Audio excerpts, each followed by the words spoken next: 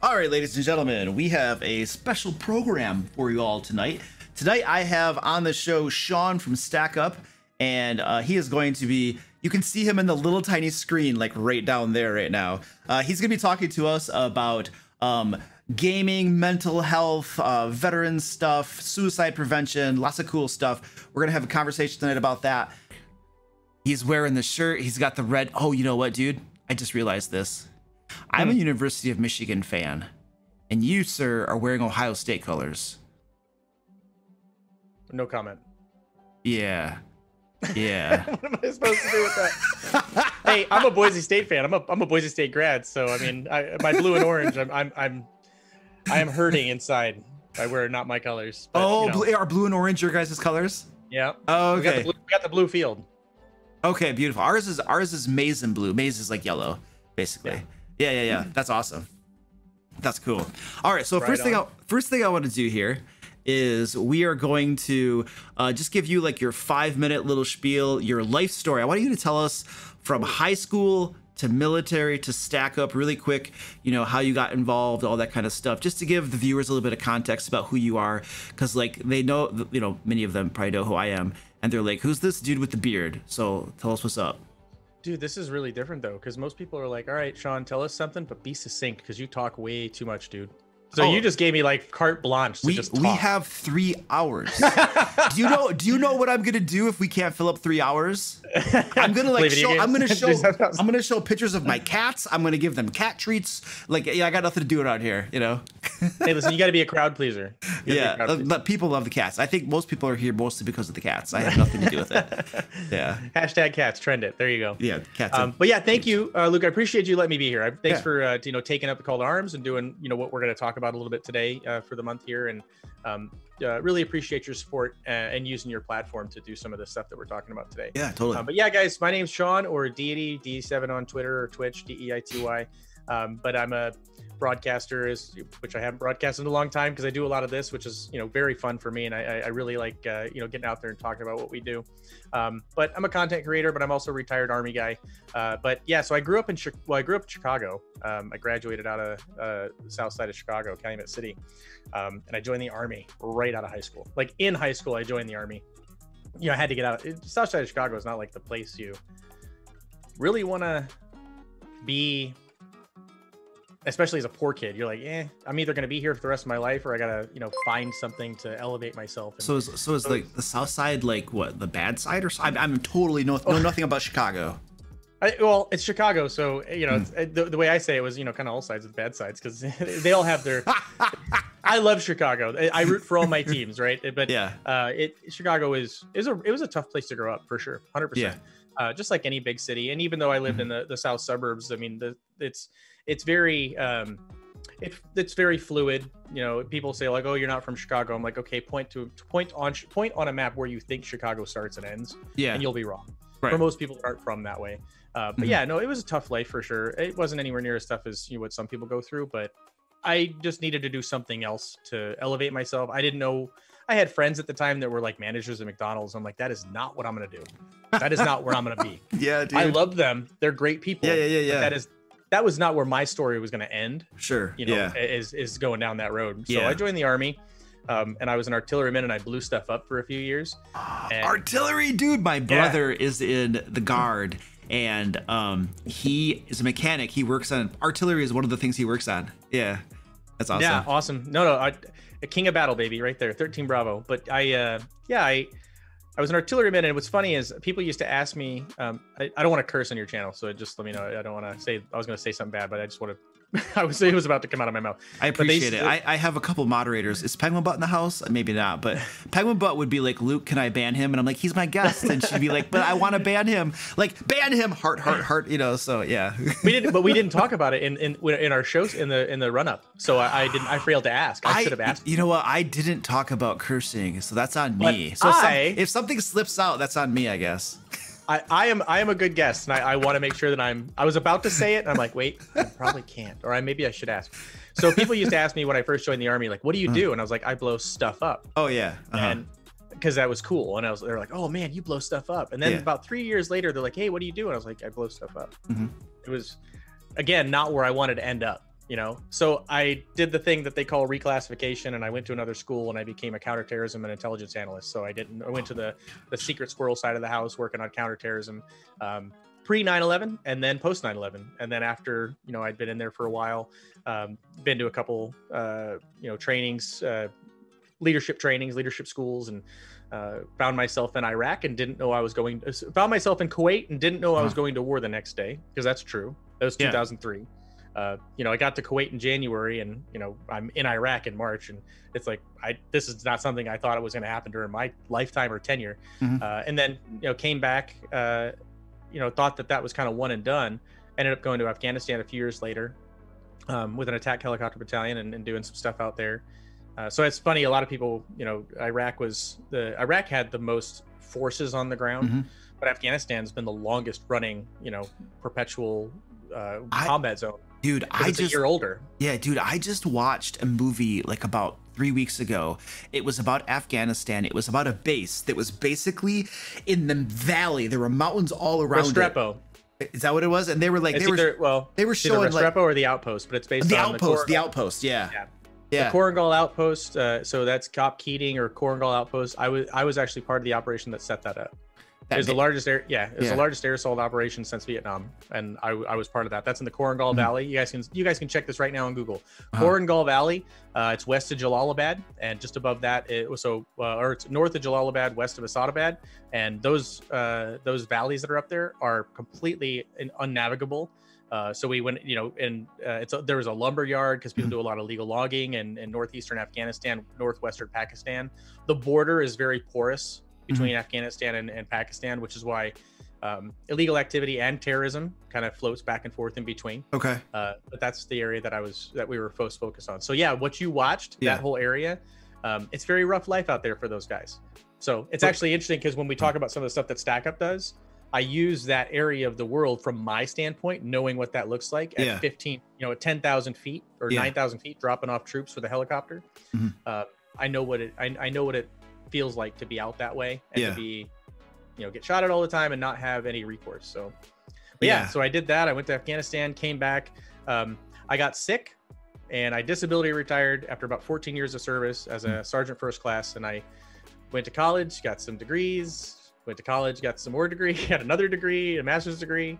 And now I work, now I work with veterans doing something I never thought I'd be doing with my life. So I said that my story wasn't going to end as a McDonald's manager in Chicago. Yeah. And it didn't end. And, you know, my story now is something that I'm very proud of and I'm very happy.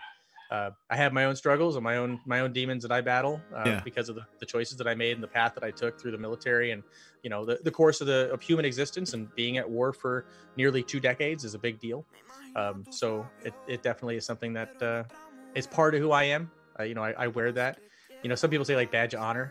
It's just a badge. It's a participation badge, and sometimes it comes with great proud moments and feelings, and sometimes it comes with a lot of retrospective guilt, a lot of fear, a lot of anger.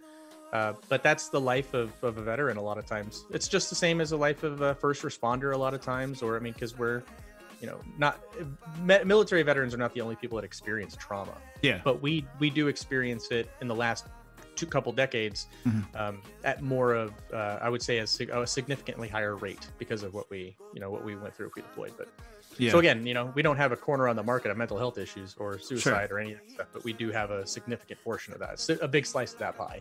Yeah, because of our service. Yeah, totally.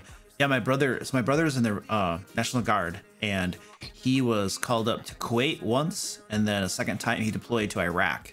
And he's a mechanic. So in Kuwait, he was talking in Kuwait. It was he was like, it was a fat gig. We were just 12 hours working on, like, they call them light vehicles, but it's like the way he told it to me, it was like, you know, anything that's not a tank is like a light vehicle. You know, so it's like, you know, so artillery and like Humvees and all this kind of stuff, you know what I mean? But tanks, we don't do that. It's, you know, so he was just like, it's like 12 hours fixing stuff, and then 12 hours in these little bubbles that are air conditioned or something, you know. And then he would play so many video games. He's like, dude, they sell them on the streets. I can get them for like $5 or something, a video game. He's just got like, it was like, I don't know if it was like I think it was like a Sony PlayStation 2 or something back when he was doing that, but he just had tons of these video games, you know. And then the second time he went over, he was in Iraq on a base there. And I think that base he was on was like way more in the thick of things during like the Iraq conflict, you know. So, but the first time he was like, yeah, that was nice. The second time, I don't recall him talking too much about it, but I have a feeling that it was probably not as nice of a deployment, you know. Well, I mean, because like, so when I went to Kuwait, I was supposed to go to the Philippines because where I was actually focused on terrorism in the Philippines, and this was pre and post 9/11. So Indonesia, Philippines, Southeast Asia, all of that, Thailand, you know, that whole area was my focus. And so we rotated people out of at the time Zamboanga in the Philippines, and then that became Manila because we went through a terrorist attack there. Well, it came time for me to go to Zamboanga, and I was sick. I was ill. And in the military, if you miss a deployment or something like that, you can get ostracized. You can get, you know, because that's like, are you faking it or whatever else? But I was very sick, and I was not able to go. So I felt really bad about it. Yeah. And so the next time I said, listen, whatever comes up next, I'm going to it. I don't care where it is. Yeah. And the next one that came up was actually Kuwait. It was actually supposed to be PSAB, Prince Sultan Air Base in Saudi Arabia. I was supposed to go to Saudi Arabia. But at that point, they're like, well, you're going to go to Kuwait, and then we'll figure out what they're going to do with you. So I'm like, let's go. I'll go to Kuwait. And that was okay because in Kuwait, it used to be post-Desert Storm, like George Bush era Desert Storm. Kuwait became like the best kept secret in the army. There was such a small footprint of soldiers and sailors and airmen there. And you had all this great stuff. And Kuwait's a very rich country. Very rich. And so like the Shark Mall downtown, it was very elaborate, lots of gold and marble, very similar to like Iraq and Saddam Hussein's Baghdad. Everything else was garbage, and everybody else got treated like crap. But you know, where he lived, and all the palaces are beautiful. But Kuwait was just very, very pretty when you went to those places. And people would go and they'd, you know, you could rent Sea-Doos, and it was like a really cush place to go get stationed. So I'm like, this won't be so bad. I get there, and the day that I get there, we had contractors shot at, you know, just outside of the base. Oh, dang. And at that point, they closed down everything. We're like, okay, guys, that's it. You're wearing full battle rattle. You're doing all this stuff. You're wearing your helmet. And then, you know, a couple months later, they're like, well, we're going to Iraq, so let's go. Well, a month later, like, we're going to Iraq, so let's go. I was like, I had no idea. I knew more about Filipino politics and Indonesian, like that part of the world. Yeah, you were studying up. You thought you were going there, so you were getting ready for it. Yeah. Again, like you know, like I said, chat, go double check me. Gloria Macapagal Arroyo was the president in the Philippines. I knew what was going on with their Communist Party. I knew what was happening with, you know, the Moro Islamic Liberation Front, the Abu Sayyaf group, and that's where my head was. Yeah. I had no idea that we were gonna go. Totally brain explosion. I had no idea we were going to war. What did you think what did you think was going to be going on in Kuwait? Like, why did you think you're being deployed there? I totally was just focused because Kuwait and Horn of Africa, I already knew were hubs for Afghanistan. And we were already fighting the Taliban for that whole last 8 months after September 11th, because we had a footprint in Afghanistan because we went right after September 11th. So I thought I was going to be supporting operations in Afghanistan. And it didn't really matter to me what I was going to do. I was just going to go do what my job was. And they're plug me in, and I'm just going to go be a soldier and be my staff sergeant self and do the thing. So you're thinking I did not realize I was going to be driving up to Baghdad in a Humvee with no doors and getting shot at. Well, none of that was in my head at all. So you thought it was going to be Kuwait, pop over to Afghanistan or something like that? I thought it was gonna be like Kuwait or Prince Sultan Air Base, and I would be supporting operations in Afghanistan regionally. And gotcha. I had no idea that I was gonna be driving into Iraq, through a war zone and living in a palace. Literally lived in a palace in Baghdad on the Tigris River. Oh, nice. Which what became the green zone after we cleared everything out. How was your room, dude? Like, how was your room? It's about 18 feet ceilings. And it was me and 4 other guys that lived in this. The palace is beautiful. There's a palace of the 4 heads. We called it the Palace of the 4 heads. There's the 4 heads that are all Saddam Hussein's. They were copper cast Saddam Hussein heads. Oh my gosh. And they, the Iraqis, cut those down and melted those and changed it. But you can literally look at this. Like I've shown my wife where I was at. Like you can literally Google Earth the palace that I was at. So what's the name of it? Like it's a. I don't know if because we called it the Palace of the 4 Heads. I'm not. It was I want to say Tariq Aziz, who I think was one of the ministers under Saddam Hussein. His name was on the side of it, but I think it was a Republican Guard, Iraqi Republican Guard palace. Oh, okay. there's tons of palaces in Iraq. Like you ask somebody like, oh, I've been to Iraq and I stayed in a palace, and it's like, well, which one? Well, I don't know. I was over here, or I was over there, and so he was very opulent then from the oil trade, gosh. Right? I would assume. I don't know where I wish I knew like where all that money came from, but it certainly didn't go to any of the people that lived in southern Iraq, because I watched. I mean, it's nothing but tomato and onion farms, all the way up, salted fields. So people are taking salt out of the earth because it's a marshland. Because he flooded. He tried to kill a bunch of, but he did kill thousands of his own people. Yeah. But as you come up through southern Iraq, he had flooded all this marshland, and then he drained all this marshland, which was fertile. And so just trying to kill a bunch of people. I think it was, through starvation. Through starvation, yeah. Good gravy. So because you had the Kurds up north near northern Iraq, and then they've always had problems with Turkey, and they've had problems with the Iraqi population as well as the Iranian population. So Kurds have always been like kind of in no man's land. All that the Kurdistan, because they want their own country called Kurdistan. Yeah. But then he gassed and killed, I think tens of thousands of people in southern Iraq that just didn't support him. And I believe I think they were Shiite, and I think they were Shiite Muslims, and so that was just they weren't supportive of him, and so he killed his own people.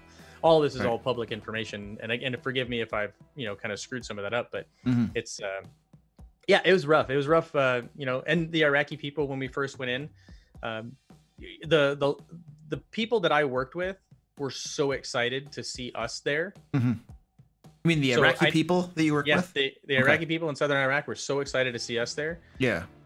And I think that people will say, well, they don't like the occupation of Iraq, and that's probably true. I mean, would people in Arkansas want Arkansas to be occupied by Oregon?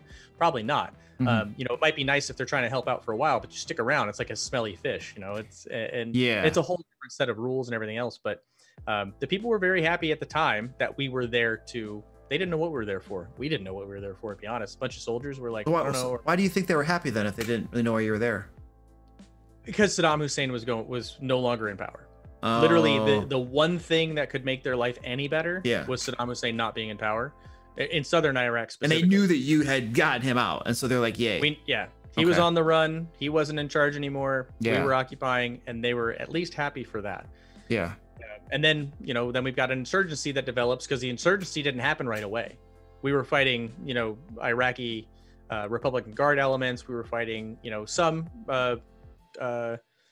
some elements of his regime. We were fighting some tribes that were, supportive of him. But by and large, the country didn't support Saddam Hussein. I guess at some point it becomes, and this is trying not to speak for an Iraqi because I'm not one, but you get to pick your villain, right? It's no longer Saddam Hussein, and now you've got terrorists as well as you've got occupying soldiers. The occupying soldiers are fighting with the terrorists over your property on your land. That becomes very tumultuous too, and they've lived that life now for 20 years. So people will talk about like that.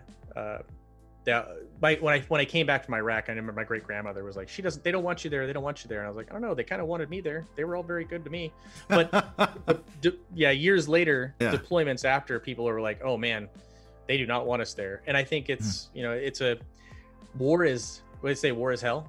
Yeah, every part of that is true, especially when it's not, it's not like just like an insurgency or terrorism, you're not fighting a force of tanks and soldiers. You're fighting, people that are motivated by different things. They're not an organized, in the truest sense of like going to war against China would be different than going to war against, the Taliban. 100% true. And and hell, the Russians know very well the fighting against the Taliban is a very difficult thing, very difficult animal, because they did it for 30 years in northern Afghanistan.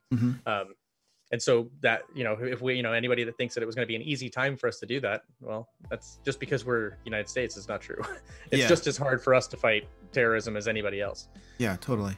Cool. So for folks who are just joining us, we have Sean from stackup.org on right now. We're just talking about some of the stuff, his deployments and things he's learned over in Iraq as a soldier and stuff. It's really cool. So he is here representing stackup.org. We are currently doing a fundraiser drive or something throughout the month of November. So there are some links. One of my moderators just dropped a link down to it. We're trying to, so my goal is to raise $5,000 for these dude. They are helping veterans, mental health, suicide prevention, through gaming and other cool things that they do. So I want to support these guys and give them some bucks so they can keep on doing all the awesome work that they do. So he and I are just gonna be hanging out here tonight, having a conversation about all this stuff. So yeah, there's a link right there if you want to contribute. And I do want to thank John's at War. Thank you so much for the $5, dude. I really appreciate that. Munch Gum right now is our current high donation at $100. He's our top donor. Yeah, dude, it's pretty cool. So yeah, it's good stuff. Do you want me to talk a little bit about what they're actually donating for? Yes, I do. Actually, I want you to jump into Stack Up and tell us what you guys do. Absolutely happy to. So stackup.org, we're a military charity. We're a veterans charity, 501c3. You can go to our website, look at our transparency page and get all of our taxes and all that other stuff. We focus on mental health and making a positive impact in the mental health space through gaming and geek culture.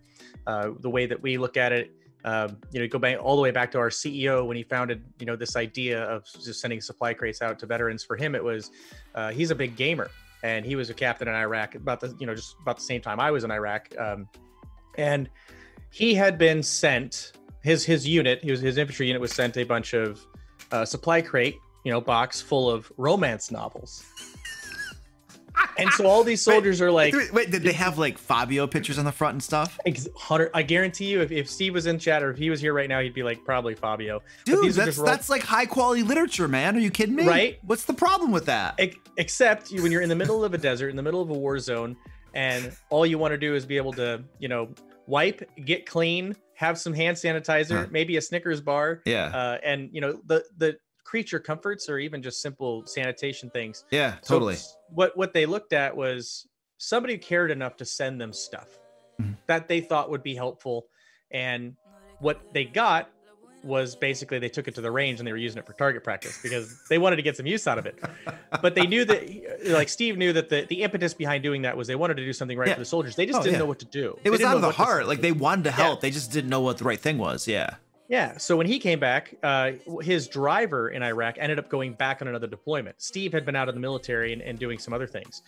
Steve's driver said, "Hey, love for you to send some stuff out to me." Basically, the first supply crate was a thing.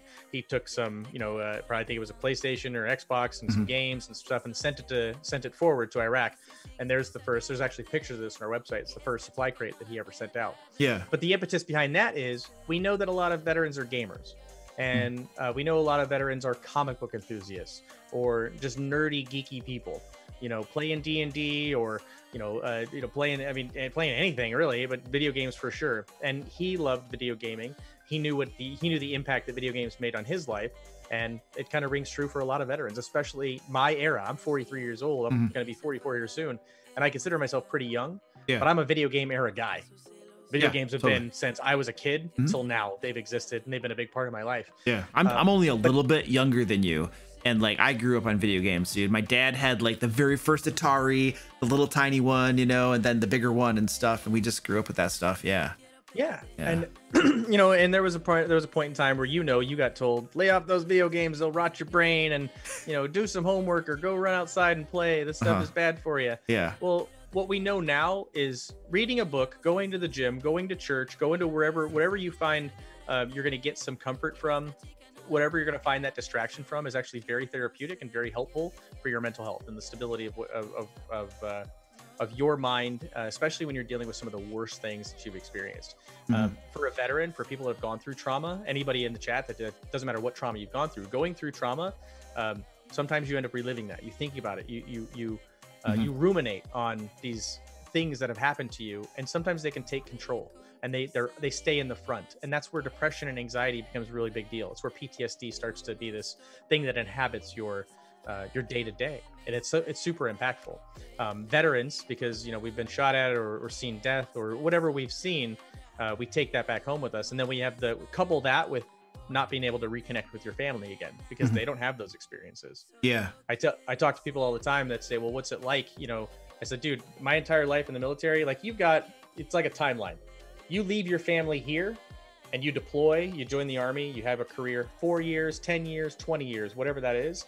And then you're done and you reconnect back here. Your family has continued on their timeline. People have gotten married, kids, they've gone to college. You've missed graduations, you've missed deaths in your family, but you're connecting at the place that you remember everybody. Everybody else is a unit continued on. That creates a really weird situation where I can't connect with people that I knew before. No matter how much I love them and no matter how much they love me, my experiences and the path that I took, just there's no way to bridge that. My wife and I have a much better relationship because she knows me from post-military service. All of my experiences with her, she's been there for. Okay. She didn't, whereas my family, they knew me before and after. Yeah. And just like any other experience, it could happen if you just go to college. You leave for college for 4 years and you don't come home. You come home after 4 years, you're going to be reconnecting at that place. The difference is now we've got experiences in combat zones that weren't the best. And you can't relate those things to people. Yeah. You can relate going to college with other people. You can I imagine it's like, it seems like they just wouldn't understand, right? Like they have no basis to compare that to as an experience, right? Yeah. And it's really hard to break some things down to the nuts and bolts of like, why is this important? Or why does it affect me this way? It's really hard to explain that to somebody that there's no model for that. I can't, I can't take apart the toy train and tell you how it works and then put it back together and say, well, this is why. You've never seen that train, you're never going to understand those physics. So there's some of that there too, but that's what we're using. That's what Stack Up does with the video games. That's what they do with the comic books and all of the geeky stuff that we have. Is we use that distraction, that positive distraction. We use the community around it, the gamers that we play with, maybe the people that we haven't seen in several years. You'll see if you go through some of our supply crates, you'll see that some of them were sent to veterans in 2 different states that haven't seen each other since they retired or got out. Now they get to play Call of Duty together. They get to connect with people that do understand. They get to connect with people that are, within that sphere. Call of Duty's fun. Yeah. Right. Well, for sure. Right. Yeah. And before anybody says it, yes, you're going to have people that are like, you're always going to have people like, well, Call of Duty, why would you give people that went to war Call of Duty?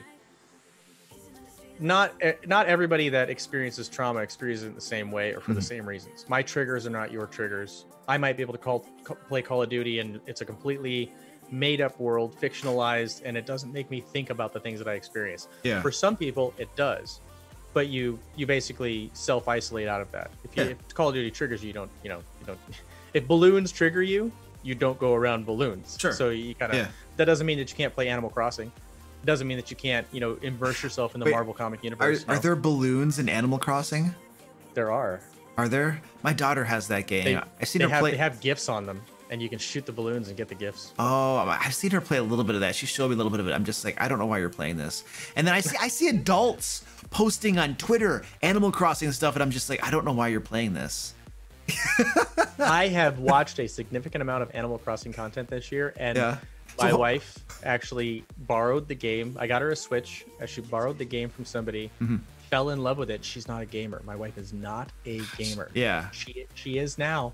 Yeah. She is now. Perky Daisy, somebody in the chat, she's my counterpart with our program in Stack Up. She gave my wife a code for the game. And so it's basically her fault that my wife's addicted to Animal Crossing. Oh, what's her tag on here? It's Perky Daisy 23. Oh yeah, I totally see that. Okay. She does what I do. It with Stack Up as well. She's my counterpart on that side. So, dang. By the way, chat. If anybody has questions about this topic, mental health, Stack Up, any of that stuff, throw this in there, man. Throw that in. My moderators are going to be monitoring for questions, throwing it in a spreadsheet, and we're going to be trying to answer some of these questions too. You can also just throw your normal D&D questions in there because we got quite a bit of time here. We get to the end of the program here. We might have Sean answer some questions about D&D. He tells me that he used to play like a long time ago, so we might just test his knowledge, give him some Dungeon Master questions and see what we come up with or something like that. That would be fun. Maybe do like a little fake session, like what would I do? And yes, choose my own adventure. Yeah, something. Yeah, we might do something cool. So keep the questions coming. Totally cool. I mean, right now we're kind of in the groove, but all right. So Stack Up. You mentioned this supply crate. I've heard suicide prevention. Yes. I read something about sending people to conventions and gaming events and stuff. So I think you have 4 like key areas that you guys tend to focus on, right? So why don't you hit some of those and explain what you guys do? Sure. Let's start with the volunteer programs that we have. We have the stacks. We call them the stacks, and they're basically all over the world. Most of them are in the United States. Because we actually help out not just U.S. veterans, but our allies as well. Same bad guy shot at them that shot at me.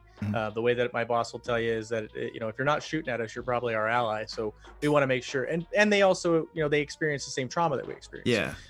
And so we are multinational in that aspect, but our stacks are, hard structure or hard groups that are outside of major military bases or big cities. And those folks do, they do fundraising.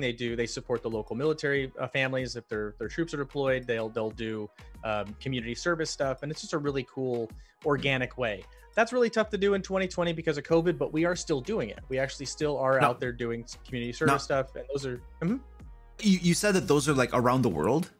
Yeah. So like, are they like kind of like where there's military bases, U.S. military bases, they have these stacks kind of set up to help support the people that are there?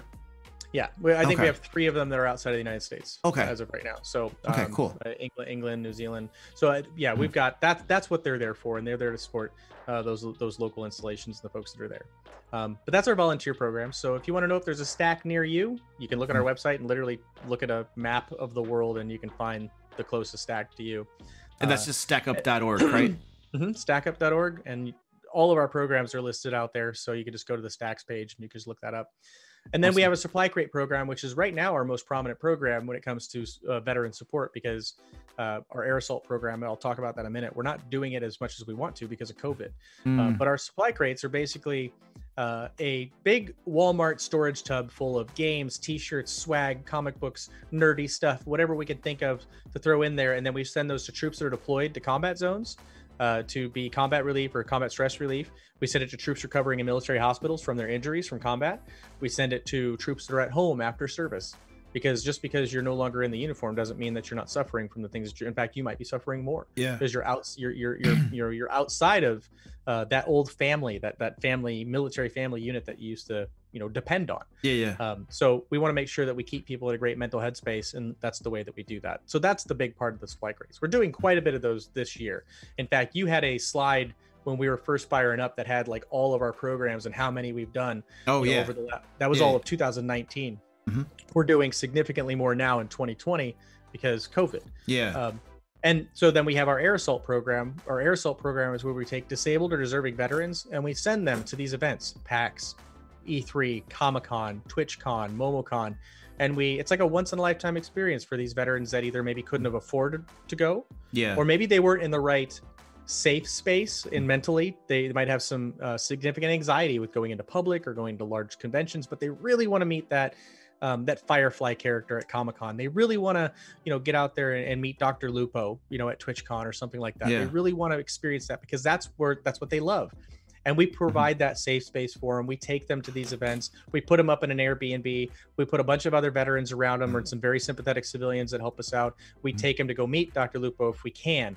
We'll take them to get a picture taken with, one of the stars of a show if we can get them at Comic-Con. Whatever we can do, we really will try. We'll get them to play games early, meet developers, take them out to dinner. Give them just a really good time. Something, and then hopefully, provide some additional camaraderie that they leave and say, "Wow, I feel so much more supported now and I feel better and I want to be a little bit more a part of, either hanging out with the people that I met there, or I'm going to find more about this community, this gaming community, and open up a little bit more." So we really love doing that. But again, 2020 is what 2020 is. We can't take people to things for COVID. Hopefully that will, once we're out of that, we're going to go right back to sending veterans to all these cool events. We're going to go right back to having a booth at these events and enjoying that. And then our 4th program that, you alluded to earlier, and this is something that's very near and dear to my heart, but it's very important, is our STOP program. Our STOP program is called the Stack Up Overwatch program, STOP. And what that is it's a 24/7 Discord server that you can pop into and you can say, "Hey, I'm the DM Lair and I'm not having a great day. I don't like where my head is and I want to talk to somebody."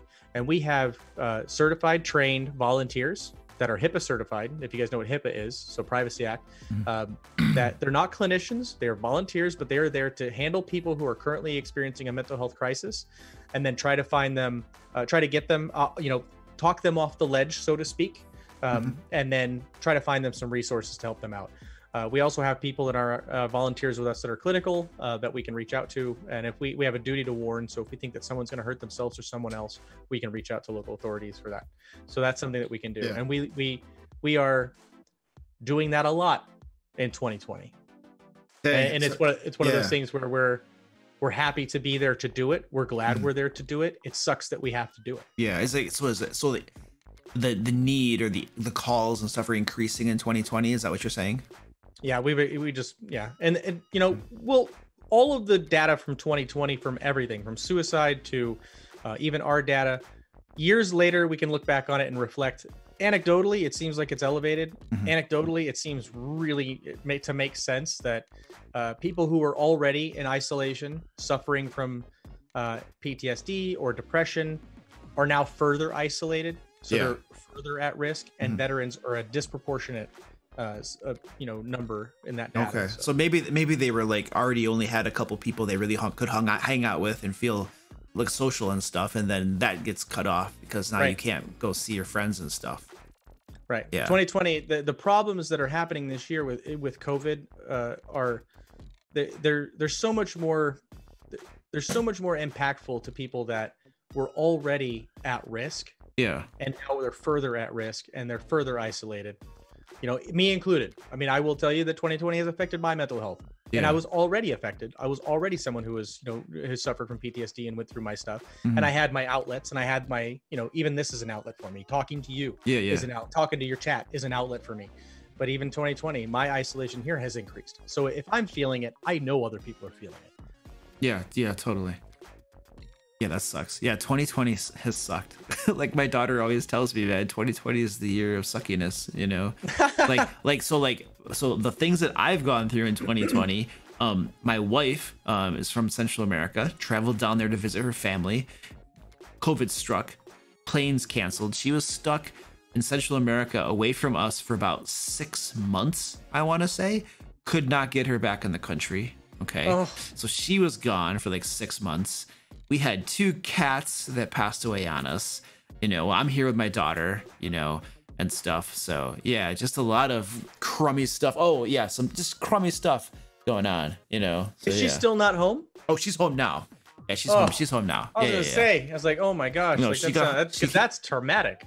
Yeah, she was gone. She went to travel down there thinking April-ish or so. No, January, February, March. I think around March or so she went down, and then she didn't get back until it was like the beginning of September. I think toward the beginning of September that she actually got back. So it was something like 6 months or something. But yeah, it was really crappy. I mean, I can call and talk to her every single day on like WhatsApp app or whatever that dumb little thing is. But it sucked. And so I'm here. I got my daughter. Teenage girl. You could connect the dots, so right. I'm just like, yay. Fortunately, my daughter is really big into computers, so she was mostly just up on the computers the whole time, so yeah. It's interesting because that's actually a really good example of your daughter actually using computers and gaming or whatever she was doing with computers as a release, as something, as a distraction, as something it's therapy. I know it's, you're not sitting on the, on the couch talking to somebody who's like, tell me about your mother, but you are, self-treating in a very safe way, in a very, the distraction that you're going through is for a great reason, and you're taking the worst things in your mind and making them the last thing in your mind. Because if you can take the worst thing in your mind and make it the last thing in your mind, then maybe that last thing never has a chance to consume you.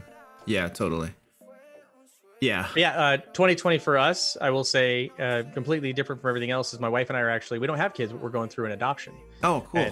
So we woke up right before Christmas last year and said, you know what, I think we're ready. Let's go ahead and adopt. And we told our family at Christmas, we made a big deal out of that. And we started 2020 with a bang. And January we were getting, we were starting to get the finances set up and doing all this other stuff. And then we're going through all these trainings that it's like, man, we're going to do this. And then COVID hits. Right. And, you know, then we can't get fingerprints done because the local offices are closed. And then the kids that are in the foster system, they're quarantined as well. And we can't, you know, so none of that was able to take place. And so it's taken us almost 10 months to get to a point where our home study is done. So it's definitely taken its toll in lots of different ways, and that's just one, you know. So just like you and your wife being separated and having that whole thing happen, and us and our adoption, like you said, 2020 has a lot going on, and not a lot of it's good. The question that I ask people is, you know, as a little silly thing, sometimes when they build buildings, the architects purposely don't put in a 13th floor. So the elevators go 11, 12, 14. And if you like big cities, you'll see, especially in a lot of other countries that are more superstitious, you'll see they won't have a 13th floor. Now, clearly, you and I know that means the 14th floor is actually the 13th floor. Yeah, but totally. Yeah, it's a mental thing that you skip. Yeah. And so I'm wondering is if we're like history classes for high school or college are going to be like, all right, there was 2018, 2019, 2021, what happened in 2020? We don't talk about 2020. Yeah, nobody talks about that, dude. We don't talk about 2020. That's perfect. And you know what the worst part about that is, though? 2020 is like the coolest numbers. Like, it's the only time that's ever going to happen. Dude, it's a double crit, man. It's like, it's a D20. On a D20, it's a double crit. It's 20 and a 20. You know what I mean? It's like you roll with advantage and you get 2 20s. You know what I mean? You turn this into something. Look at that. Look what you did. No, that's it. Yeah, it's like, man, see how much it sucks even more, you know? Yeah, it's because you're making it bad. We didn't want it to be bad. This was like a super even year. 2020 will never happen. We'll never see the two numbers together again, not until 30-30, which none of us will be around for. Right. Well, 21-21, 22-22. Yeah, but that's an odd number. Oh, well, you're putting lots of, like, you know. Well, I guess 22-22 would probably be the next big one. None of us would be around for that, but 22-22 would be the big one. Yeah. That one's gonna suck too. Future us. Look back on this day and remember. That's a long time. 2020 sucked, but 22-22 is gonna be worse. Suck it. That's like thousands of years away, dude.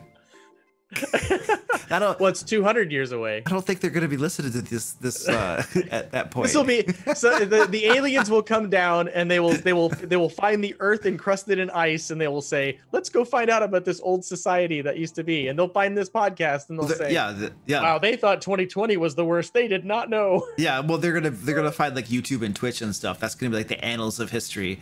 And they're gonna be like watching all of these like blogs, these vlogs and stuff on YouTube of, you know, people like eating spaghetti and crying and stuff, and they're going to be like, "Oh, this is what human culture was all about." Yeah. The humans surrounded themselves with things called memes. We're trying to find the elusive meme. I don't know what a meme is. It's a meme, but I'm saying meme. Oh, a meme. Are you talking about a meme? A meme. Well, I say meme. Yeah. I think it's actually supposed to be meme. I don't like memes or memes. I don't do those. Yeah. So it was either my mom or my dad had at one point had said, "Yeah, I saw a meme." I was like, "What the heck's a meme?" A muumuu? A meme? A muumuu? You do it for the lulz. They'll never understand that one. Yeah. All right. I'm on here with Sean from StackUp.org, and we're trying to raise some money. So moderators, drop that link to the beautiful place where they can donate. I'm trying to get to $5,000 for these guys, helping veterans, mental health, and all that good stuff. So if anybody is so inclined, there's a link right there. You can do your thing. We do have a question from Ed, one of the regulars around here. Cool dude. Was just hanging out with him last weekend in our VIP hangout thing. He says, it looks like a question. My colonel is a hardcore Warhammer fantasy gamer. They played with rocks and carved pieces of soap in the field. He's dabbled in D&D, but goes back to tabletop strategy games. Do you guys service those communities if we have extra items that we can donate? There is actually on our website. There's I don't know if John's or Perky, if you're still in chat, if you can get that link. There's a place that you could donate physical items, and games are something that we definitely can do. I think that there's some rules on that. They want it to be either a new game or, you know, something that, you know, not secondhand stuff or whatever else. But that page will have where you can donate physical items for things like that. There's a physical location that you can do that for, and there's a list of things that are acceptable. There are some things that we have those lists there because we know that everybody wants to send stuff to troops. We know that they want to do that, but it's not always the the right thing to send through the mail. It's not always the thing that arrives in cohesive pieces. So like a brand new Xbox or a refurbished Xbox will arrive intact inside of that. A box full of pieces for games may spill all over, may come out, may break. So you have to look at that website. So yes, we do physical donations. Yes, we have some of that stuff, but you'll have to look at the website and see what you can do. It's a good question, and I think I'll take that back because I want to know if people can donate board games or games of the like. Certainly D&D stuff, modules and dice and things like that. Hell, we've got our own dice. We got our 20-sided on the website right now, which is pretty neat. Oh, you do? You have your own dice? Yeah. Nice. On our website, we got our own 20 or our own D20. Oh, nice. With our logo on it. Yeah, so like the 20 is your logo instead. So if you roll a crit, know which is it that one or is it? Well, I would hope it's the 20. I hope it's the 20 because if you put it in place of the 1, that that's like. I'm gonna go look and see what I gotta go look at our store. I'm gonna grab coffee real quick. We're right back. Alrighty. You're in charge of chat. I'm in charge of chat. Okay, so let me go ahead and I'm gonna look this up real quick because it is pretty interesting. There's our who we are. Here's our shop, and there it is. And yes, it looks like it is the 20. So can I put a link in chat? Yeah. You can, but throw a link in Zoom. And I'll do that. And I will put a link in chat. Check that out. Select all, and there you go. Actually, I can go there really quick. Hold on a second. Well, that didn't do it. I could probably. Yeah, that was your Twitch link. I think they know where you are. Where? Oh, I put the wrong link in? Yeah, you put the Twitch link in. Okay, hold on a second. Let me try this again. I told you I'm a professional. I can do this. Just got this down. I think I got it. There we go. I think I can navigate to that too. Let me check this stuff out. Let me see. Let me pull this over here. Let me go to that link. There we go. All right, so people in chat are now seeing this dice. Yeah, that's cool. Like yeah. Nice red, silver. Like, yeah, that's cool. I like that. Is this metal? It's aluminum. No. Aluminum. Is it? The base is, yeah, it says aluminum. I don't know what this word means. Anodization. It's a big word. Anodization. Let's Google that. What does that mean? Anodization is an electric. Oh, it's like it's where it's plating. So electrolytic passivation process. Wow, that's a lot of wordage. Process used to increase the thickness of natural oxide layer on the surface of metal parts. So I think this is the same as like when things are gold plated or chrome plated, where they've got chrome on one side and they've got the item on the other, and it takes on. So that's how they get the red on there. Okay. Yeah, you guys use big words. It's not. Merch. Yeah, somebody said powder coat, but it's not. It doesn't look like powder coat. It looks like literally using electricity to move the coloring and the coating to the metal. Oh, it's weird. Oh, that's crazy. I'm looking at how this works out. I've seen this on like customs, like people that make custom chrome things for vehicles and cars. They do this electric plating stuff. Yeah. Neat stuff. Yeah, totally. But that's a lot of wordage, man. A lot of words there that I didn't understand. All they had to do is show me the picture. I'm like, oh, I get it now. Yeah. Show me what the die is, man, so I can roll it. That's all I want to know. Yeah. All right. So we talked about all of the programs that we run, and that's what we do. That's what we're here to do, and we're here to raise some awareness about what mental health struggles people go through. We'll raise awareness about PTSD and suicide prevention, and tell you guys that, and so that you guys can walk away and say games and comic books and nerdy stuff is ways that people can use to escape the bad things that they think about. That's all true. It's the same thing as people that get people sometimes get that from going to the gym, get some endorphins released from that and feel good about that. It's a way to take their mind off of stuff. People get it from reading books. People can get it from going to church with for what their faith is. There's a lot of, you can get it from your family. But the one thing that I look at is you can go to a counselor, you can take a pill, you can go to the gym, you can go to church, you can go to your family. You can do all of those things or part of those things but why not one more tool in your tool belt? Yeah, and that's what we're using this stuff, all of the geeky culture stuff. That's what we're using. That is one more tool in the tool belt. You can't, because I promise you, there ain't one pill that can fix all this. There's not one day at the gym that's going to fix all this. All of these things together, though, definitely have a better chance of keeping people with us. And that's the goal here. Yeah, totally. And you're going to be having fun while you're doing it. You're playing games. You're probably developing relationships with folks, especially if you're gaming online and like a multi-person thing, like an MMO, or or like you mentioned Call of Duty. You can do the multiplayer mode where you're like in a big, massive arena. I loved doing that when this was like a long time ago, but I do a Call of Duty and I'd go in where it's like other people and you're all on this map, and you're just trying to not die, and I wasn't very good. I'm a Battlefielder, so I like my gaming content creation stuff all came from the Battlefield community, and I'm a EA Game Changer Battlefield influencer. I've been part of that. The Battlefield 1, Battlefield 5. Fortunately, I don't even know what that is. Are those games? Yeah, Battlefield. It's the larger scale of what a lot of people think Call of Duty is. It's just there's 64 players. It's much larger, bigger servers, larger maps. Oh, nice. Call of Duty tends to center itself around 8 to 12 players max. Yeah. So much smaller, until you get into the BRs, which I guess I've not played any. I've never played Warzone, but I guess I don't know how many people are playing Warzone, but it's a lot more than that. Yeah, I'm not too familiar with that stuff. PUBG and Apex, it's all the same type of concept. So now I've played Apex Legends just a little tiny bit, and I was really, really bad. I was so bad. I love it. I've never played PUBG though. You like Apex Legends? That's one of my favorite games. Is it? Absolutely. Why do you like it? So I like it because it's not Fortnite, and Fortnite is just a bunch of cartoony garbage. Okay. And it does that funky build meta is like weird. But Apex Legend it's from the Titanfall universe, which a lot of people do love, and I love the Titanfall universe. And then it had a little bit of cartoony, because it's a little bit of a cartoony character setup, as opposed to like Call of Duty, where you look like a soldier. These are characters in a universe with different personalities. The ping system in game is by far the absolute best in any looter shooter or any BR. Being able to I play Apex without talking to anybody, and you can still have a good game, because you can right or middle click and ping on things. You can tell people, hey, there's an item here that you need. You can tell someone, I'm going over here. You don't have to actually have verbal call outs.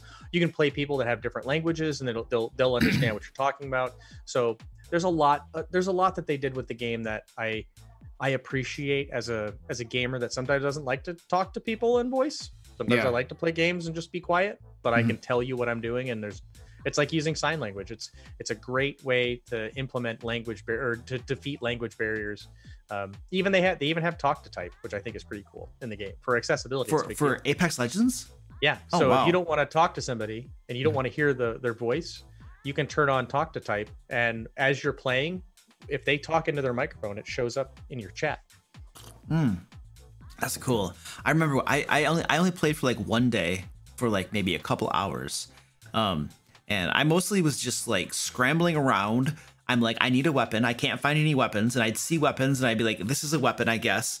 I don't know what it does. I just pick it up, and then I need ammo. I was just like oblivious. I don't know what I'm doing. It's like, so I'm just trying to get stuff. If I got a weapon that had ammo, I was like, yes, and then I was like, okay, and I'm still alive. Great. And I'm trying to stick together with other people running around, and then eventually we'd all die, and then I didn't know, like, once you die though, you're on that screen, and I wasn't sure if I'm supposed to sit there and wait on that screen until like the whole match ends. So I'm sitting there dead, and I'm just like, well, I got 8 minutes to go to wait till this match ends, and then it kicked me out of the match. And then I have to rejoin the queue or whatever. And then I'm like, maybe that's not how, maybe I'm supposed to leave right away and re-queue up. And so I started doing that. And then if your teammates are still alive, then you want to stay in the game at least as long, because you still get the points no matter if they go further on. Okay. But if your team wipes, then you definitely want to get out and start a new game. Yeah, they were wiping. We would wipe because I wasn't very good. We would wipe, and then I wouldn't know what to do. And then finally I started to get into the queue, and I think I figured out that I think I was first queuing up for like 2 people, like me and one other person, and then you can do it with 3 people or something too. What I was seeing, and like I would wait for like 10 minutes or something to get into a match with just 2 people, with just me and one other person, and then I was like, I'll try 3, and that seemed to work a lot faster. You get into games a lot faster, But like my main, for sure, Yeah. Oh, is that it's easier that way? Yeah. Faster? Yeah. If people queue up together, it's pre-made team, so it's gonna put 3 people in the queue, and you know it's just gonna work out better if you're always looking for 1 or 2 more. At the same time, I have never had a problem with getting into games pretty quickly. I think Apex does a really good job of being able to get into a game, finish the game, or die in the game and get back into a game regardless really quickly. Maybe 5 minutes in between rounds. Whereas I remember playing PUBG. If you ever played PUBG, you might wait 15 minutes before the round even starts when the game first came out. Oh, okay. So it's different now? Oh yeah, PUBG is definitely PUBG is a different game. I haven't played it in a while, but people say it's a lot better now. Well, yeah, I liked it when it was broken. Once I got the hang of Apex Legends and understanding that, I come out now and I go back in, then it was a lot faster, But I still felt like what I liked about Call of Duty is that there was a single player version that I could play at my own pace. I could learn the weapons. I could learn how to use the controls, because the AI wasn't super hard, and I could learn the game first. And then I could go into the multiplayer and be like, okay, I understand how the game works. Now I can actually function like an actual, person. But like Apex Legends, they have that big training area, but I didn't feel like that super prepared me to maybe I just didn't toy around with it enough. Maybe I just need to go in there and play with it more or something, but go back to it. Okay. Honestly, if you go back to that training area, if they've done it's tuned up. If you've played the game at all and you go back to that training area, I have gone in and spent 5, 10, 15 minutes just running around, reloading, shooting weapons, using my abilities for different characters. Okay. And I think that it loosens you up a little bit. You get to understand, this weapon doesn't reload really quickly, or this weapon is only ever going to have 10 rounds in it, and I can't shoot forever. I've got to, kind of do the burst fire. You get to learn the weapons a little bit better. You get to your accuracy. You get to, it's well done. They have done a really good job with because not every game has that. Not every game has a training area, like a little, you with shooting dummies and things like that, where you can test out all the stuff. And all the gear is all there for you. You can grab any piece of gear. You can put any sight on any gun that it fits on, and you can try it all out. I think they did a good job with that. Yeah, I feel like probably what I was doing is I was just I think maybe I was used to a guided tutorial, that kind of takes you through step by step and different things. And I was just kind of I don't know what to do with this sandbox. And so I probably just I know I didn't spend long in it. I spent maybe 10, 15 minutes in the sandbox, and I was like, I want to play the game. And then I go into the game and I'm just getting toasted, I do agree with you. And I think that we're in the minority that I like games that have a single player mode with a story, because not only do I like a good story game, I got into gaming because of story games, whether it was Mario or anything else. I wanted to play through and see what the end of the story was. I didn't get into it for multiplayer. That just happened to be a thing that I ended up enjoying later on. But we're in the minority because a lot of people don't there's a, whether it's Battlefield or Call of Duty, a lot of people never play that first person story mode. They only just jump right into the multiplayer. But I think it's a great way for me to figure out how to play the game. How do you crouch? How do you walk slowly? How do you run? How do you dive? How do you shoot? How do you reload? How do I find cover? That grenade is really bad. Oh, that's an indicator that tells me it's too close to me. And then you get into a multiplayer I've seen all this before in a very calm environment, as opposed to multiplayer, which is total chaos. Immediately, dude, it's chaos, man. I was freaking out, and then I had voice chat, obviously, and it's funny because one of the other persons was talking, and I talked back to him, and he was like, "Holy crap, somebody else has voice chat." He was shocked. Apparently, lots of people don't have voice chat or something, but for me, it's if you're playing a team game and you're getting shot at and stuff, it's so much easier to what am I gonna do? How am I gonna stop moving my guy and type out a message to you? You know what I mean? It's no, I'm gonna talk to you. No, you play a game like Apex where you have talk to type. Oh, okay, so they never hear your voice. They just interesting. They just see what you said. So why would somebody not want the person to hear their voice? Oh, great question. And so I don't know how we'll talk about this. Okay. Females in gaming are historically and very specifically targeted. Okay. So someone not wanting to talk in chat is oftentimes just kids that are playing that are 12-year-old kid that kind of has a squeaker voice. Doesn't want to get made fun of for having a squeaker voice. Okay. There's a lot. I think there's very good reasons why people would stay guarded about some of that. Okay. Yeah, that makes sense. That makes sense now that you explain it. To me, yeah, totally. Okay, cool. You understand that. And I think there's also the social anxiety part of it. Some people don't want to. Talking is hard. Yeah. And having somebody respond to you or not respond to you can be, especially if you get triggered by someone being a little terse or curt, or maybe too happy when you're not. That can be, I'd rather just not talk. I'd rather just play. Playing is what I need right now. I don't need chat. Yeah. I mean, that makes sense. Yeah, if you're there to play and you're not concerned about the talking stuff so much, yeah, that totally makes sense. Now we're totally talking about Apex. Now I want to play Apex Legends. Now I'm just like, oh, I gotta fire up some Apex Legends, man. I gotta go try this again, dude. Do you play on PC or do you play on PC? Yeah. You can always hop in with me, man. We can play some Apex Legends. Do you have like a tag or something on there? Like, is that how it works? Is that how it works? Yeah. What's your tag? Deity, Deity. It's just Deity? Okay. Yep. Write this down. 100%, man. Well, we'll get some games. Okay. Yeah, you can like hold my hand and be like, yo, dude, just check this out. I would say like, dude, I'll totally carry you, but really I need to be carried by actual good players. I'm a halfway decent player. I'm not a great player. Well, I'm abysmal. I'm a casual, but yeah, I'm abysmal. I mean, yeah, you're gonna be like Deity level, like compared to me, dude. I'm gonna run the wrong way. You're like, Luke, let's go, and I'm just like, I can't run. He's like, cause you're crouching. I've won some rounds. I'm just gonna say I've won some rounds. I've not won a lot of hours in that game. I've got a lot of hours. I got like 2 hours in that game, dude. It was me running around. I want to say I almost have 1,000. If I don't have 1,000 hours in that game, I'll be very surprised. It has been my go-to non-streaming. I don't stream that game. I streamed a couple times, but it's a saturated directory, so it's not a game that I ever really streamed. But I played off stream a ton of it. Yeah, that's awesome, dude. We totally got to play. Now I want to play that crap. Oh, absolutely, 100%. Yeah, I only played it. I'm down. You see, I get like frustrated quickly with games. Like if a game is like too hard and I can't pick it up at least a little bit, I get frustrated and I'm just like, I'm done. I'm going somewhere else. You know what I mean? And I think I felt that with Apex Legends, where I was just like, this is too much. Brain cannot compute. Don't know what I'm doing. Okay, and I only played it one time. I never did it again. So yeah, I think that's what happened to me. Yeah. So. Oh, all right. Well, fair enough. Well, we get you into a game. We'll see how you feel, and then we could probably make it to where there's lots of different ways to play to which you can learn. Yeah. That's the whole thing. Is if you play with a couple other people, and I have played with some really good players. I've played with some professional players, and it's nice when someone can slow down and teach you about what's going on, as opposed to, all right, why did you die? Exactly. Why did you die? Yeah. What's your problem? Why are you dying, dude? I mean, I've killed everybody. Why are you dead? It's like, my bad, dude. I was still. Why are you still looting? I had no ammo. What do you want me to do? Jump up and down and let him shoot at me while you kill them? Okay. Yeah. But I could do better with ammo. Yeah.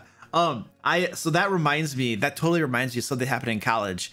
I'm horrible at basketball. Like I don't do basketball. You know what I mean? I was a football guy. I can do football. That makes sense to me, but basketball, no stinking way. So I was in college and we were doing like I think it was a 2-on-2 pickup game or something. And, I was on a dude's team and he's like saying, post up. And I'm just like, I don't know what you're talking about. What the heck this post? And he's like, why didn't you post up? And I'm just like, cause I don't know what that means, dude. I don't have any post-its. I know. I'm like, I don't know what that means. You bring post-its to basketball game? He's like yelling at all these like basketball terms. I'm just like, dude, I have no idea what you're talking about, man. Like Get to the top of the key. What the hell is the top of the key? I'm just like, I can shoot, I can probably tackle somebody. I can push him down.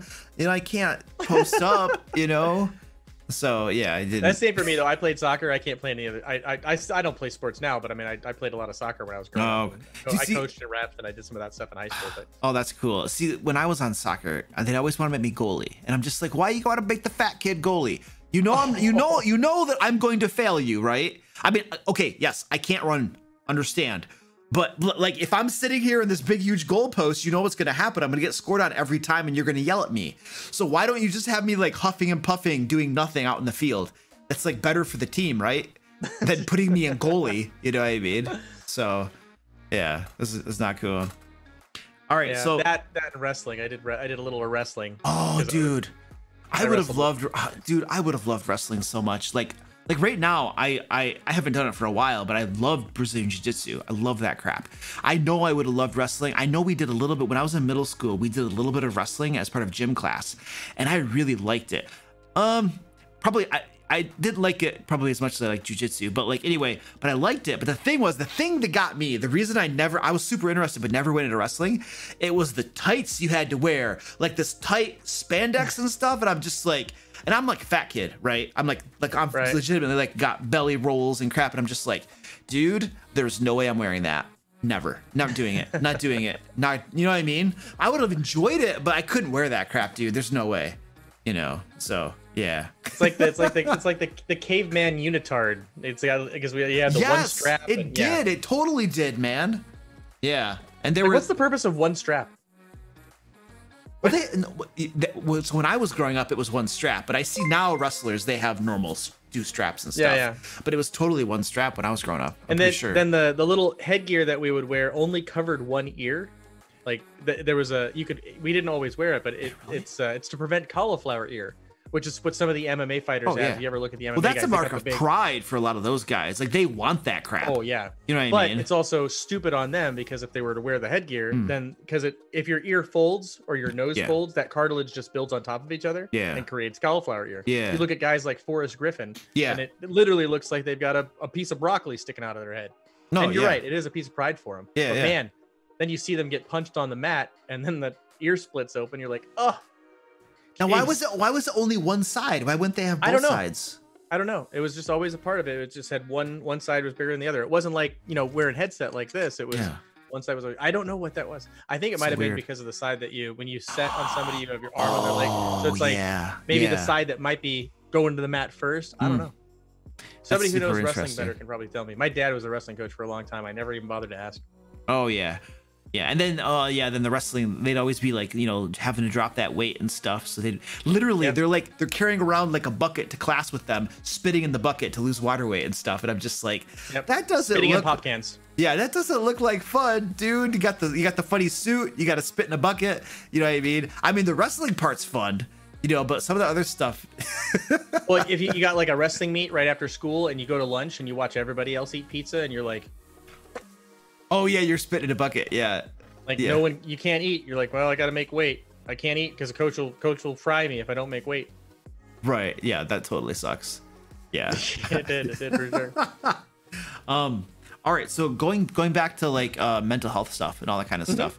Absolutely. So I'm not super familiar with this topic at all. So this may be a good question or bad question. I don't know. But what kind of mental health issues do veterans typically deal with? Like, what are the common things or normal things, or you know what I'm saying? Does that question even make sense? It does. I think I understand what you're asking too. Okay. The simple fact is it's the same mental health issues that everybody else has. Mm-hmm. There are just situations in the military, in service, especially in combat service, that there isn't a parallel to. So my wife is a teacher. Mm-hmm. My wife has PTSD, and her trauma came from inside the classroom, from things that took place and the stressful environment that she was in. And there is legitimate trauma that took place. Yeah. And she deals with that. My trauma, comes from other things that I can't, they're nowhere near the same. Like you can't equate them. Right. So the depression, the anxiety, the nightmares and those types of things, everybody experiences those or has the potential to experience those. We talked before we even started the show, we were talking about first responders, cops, paramedics for sure. Yeah. Firefighters for sure. Those guys have seen a ton of really horrible things. And, think of I've actually had a friend of mine back when I lived in Chicago who was a firefighter and had a really bad experience of trying to be a lifesaver, and they didn't save the life. And that 100% is PTSD. What he dealt with after the fact, what he still deals with today, is from that particular event. So very similar to somebody was basically like dying, and he was trying to save that person, and the person did not survive. Right. And so then he basically has to live with the fact that he failed to save their life.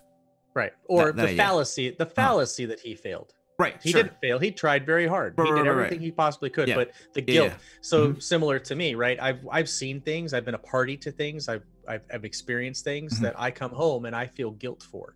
Right. Even though they aren't decisions that I made, even though they weren't things that I specifically did wrong, I have a guilt that I carry from the experiences that I had because I was there, because I experienced that.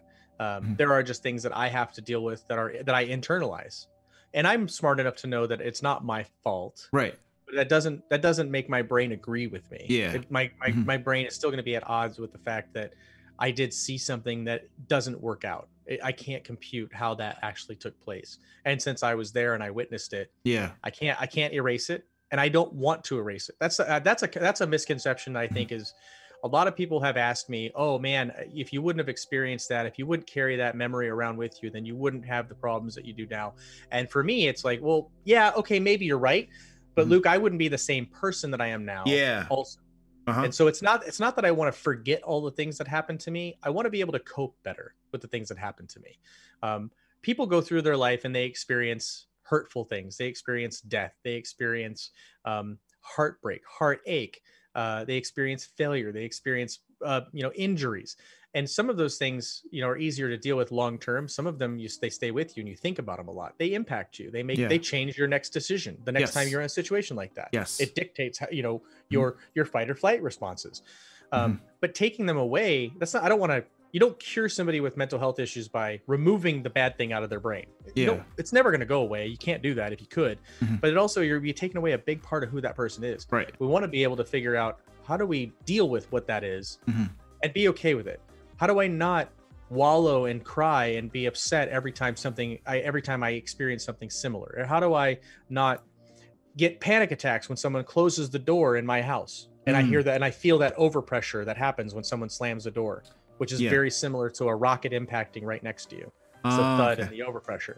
So it's how do we cope with those types of things? And I'm not I don't think I've said this yet, but I'm going to make sure I'm clear with all of this for your recording and for everything else. I'm not a mental health professional. I have an advanced degree. My advanced degree is in community and development and things like that. I'm just a veteran who experiences this and works with other people who go through this. But I think that's part of that is you're never going to cure the mental health issue, but you need to be able to deal with it. It's just, and how do we make that easier for you to deal with what you've gone through and accept that and normalize that it's okay to be not okay. It's okay to have something be wrong. Yeah. Totally. Some of that stuff you were talking about totally resonated with me. Like I mentioned earlier in the stream that we lost a cat over the summer, and it's okay. It's just a cat, right? But, so the cat was getting sick, and I could see the cat getting sick, wasn't acting right. And I was just like, cats get sick, I made an appointment with the vet and stuff, but the appointment wasn't for a couple days, and the cat was just getting progressively sicker and sicker, and I did nothing, and by the time I took it to the vet, it's too late, and I just didn't realize how sick the cat actually was, and so now I think of that and it's that's on me, because I did nothing. I could have done, what I mean? So it's like the 2020 of second guessing. It's okay, now I understand that the cat was super sick and that I should have took him immediately, you know what I mean?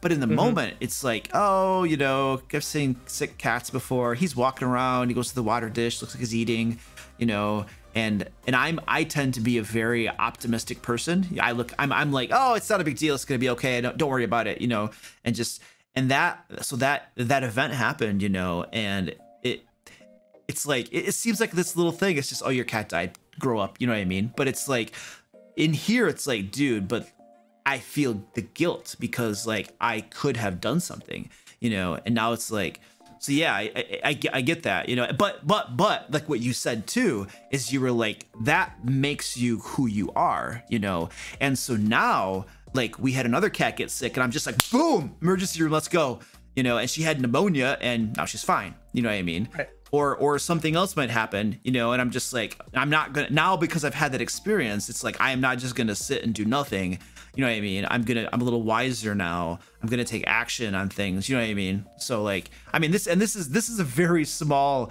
it seems a very whatever compared to the things you're talking about, you know what I mean? But it's the same, it's a similar concept, I feel, you know what I mean?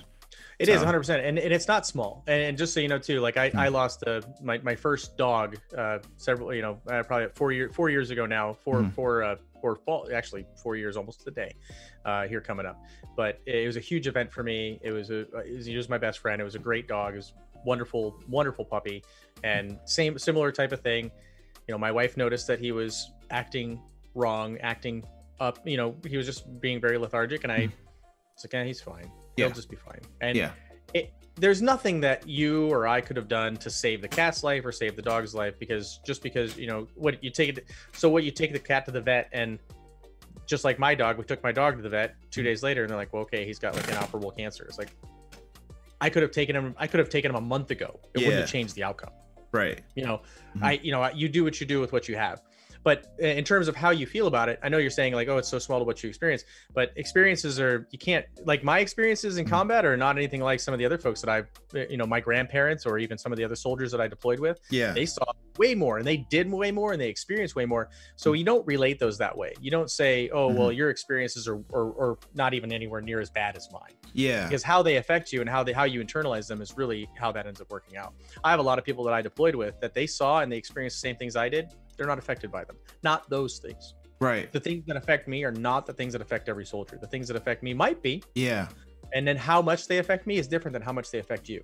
So the important thing is just to remember that people are affected by these things that impact their lives. And to say, it is totally okay that you feel that way, Luke. It's totally okay that hurts. Yeah. It's totally okay to feel that hurt. And it's totally okay to be there and experience that. What's not okay and what you want to avoid is staying there. When you stay there, that's when you start to hammer that spike in. Yep. Now it's not going anywhere. Now it's part of every thought. Now you're going to the grocery store and you're still thinking about the cat. Yep. Now you're eating dinner and you're still thinking about the cat. You can't experience the rest of your life because you're still thinking about what you could have done, what you should have done, what experience, the hurt. It's like, you have to have a normal life. You have to be able to get through that. So how do you do that? You talk about it. Right, and then you laugh, and you have a good event. You have, you and I share a joke. You and I play a game. We, maybe we roll some dice, and I lose my dex check or whatever. I don't know, but it's something happens, and I now have experienced some laughter, some humility, some real stuff. And somebody had posted in chat a little bit ago, and I wanted to read it because they were worried about their spelling, but it says, I'm not really sure how to best word this, but thank you for how accessibly you're discussing this topic. It's so easy to gatekeep and erase other people's trauma, especially in a situation like yours.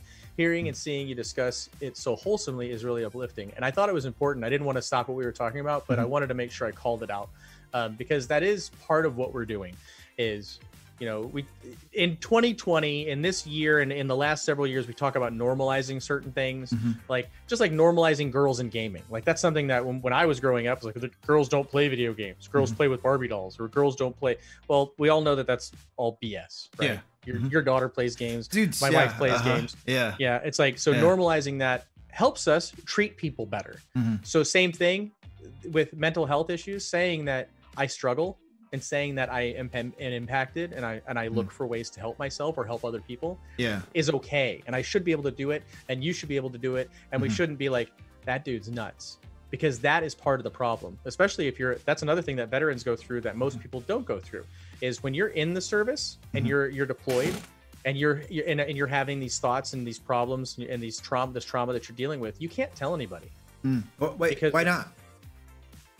Good question. Because when if you're deployed and you've got a rifle in your hand, you tell your commanding officer, you're like, man, I'm not feeling great about what just happened. I'm really down. I'm really depressed. I'm feeling a lot of guilt. The first thing they do is take away your rifle and take away your bootlaces.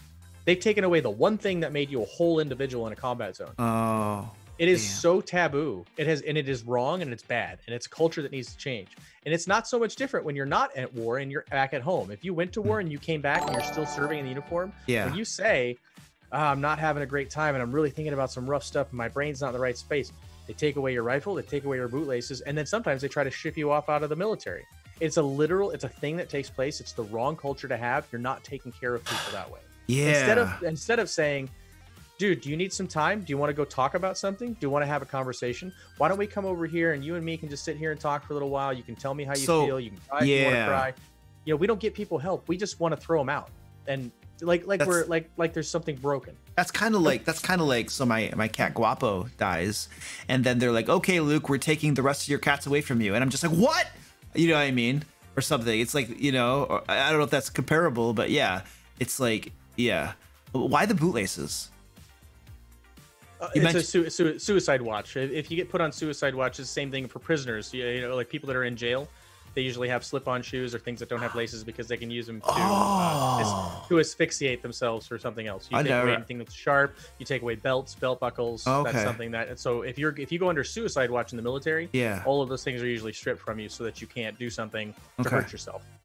Gotcha. Even if you weren't anywhere near hurting yourself, now you're feeling like you're being made fun of, or you're feeling you're a problem. Now you're increasing how much stress I'm undergoing. I'm imagining you also would feel like you're letting down the rest of your mates on the team, right? Absolutely. Yeah, you feel like you're letting everybody down, and you're humiliated. Yeah, you had mentioned that before, like you were really sick and couldn't deploy to that one area, and then you had to stay behind and go on the next one, and you felt like you were like they think you're maybe faking it and you're letting them down or something, you know? Right. So yeah, absolutely.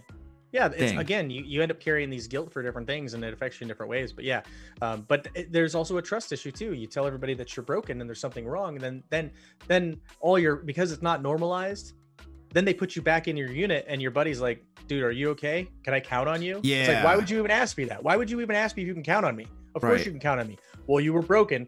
Just want to make sure I'm broken, but I'm still functional. I can still do what I'm supposed to do. So instead of normalizing the feelings and normalizing the trauma, and the fact that we deal with it, we're like, I don't know if you're good enough anymore. So that normalization is not happening then. Is that right? Well, I'm hoping that it's getting better. Okay. And ending the stigma of mental health is a big deal for me personally. It's a big deal for us at Stack Up to make sure that we do normalize things like playing video games and taking your mind off of bad stuff, or, you know, reading a comic book and immersing yourself in a cool universe that doesn't exist, but man, it's such a cool place to be, and it's a really fun story. And man, for the last hour and a half, I hadn't thought about anything bad. Not one thing, you know? So yeah, the normalization is something that we have to work on. It's something that does not currently exist in the military. It's something that it hasn't existed. Unless someone's going to come out and be like, well, I'm in the military right now, and they told me it's okay to not be okay. I would love to see that poster, buddy.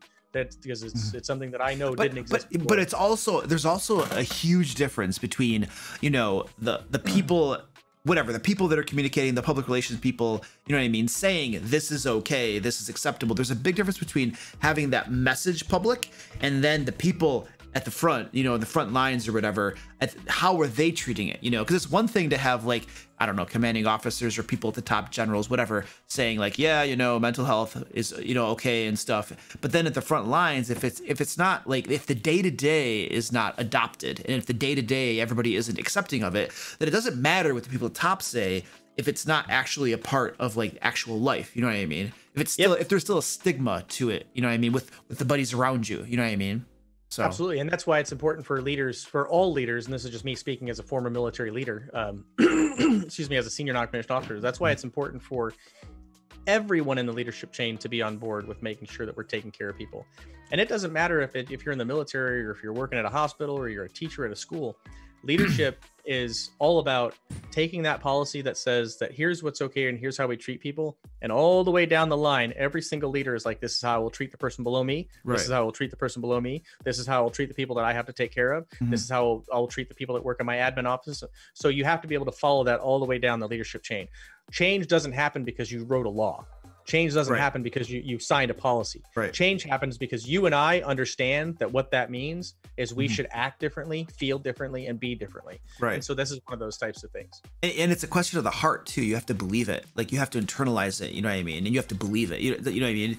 It's like, it's, if you just have a law that you're just following because you're told to do it, is a whole bunch different than if you actually understand it and believe it. You know what I mean? So here's an interesting, just to turn that on its head, but as an example, soldiers that came back from Vietnam, and a lot of us have Vietnam veterans in our life, or have been in our family, or, you know, somewhere, you know, near us in the past, you know, in the 60s and 70s, when they came home, they didn't have the fanfare. I had a lot of fanfare. I had everybody walking across grocery stores, shaking my hand, telling me thank you for my service. It's strangest. It's still super strange when somebody thanks me for my service, because it was a volunteer thing, and I didn't even know I was going to war. What are you thanking me for? It's an interesting thing. It's a totally different discussion, but it's an interesting thing to be told.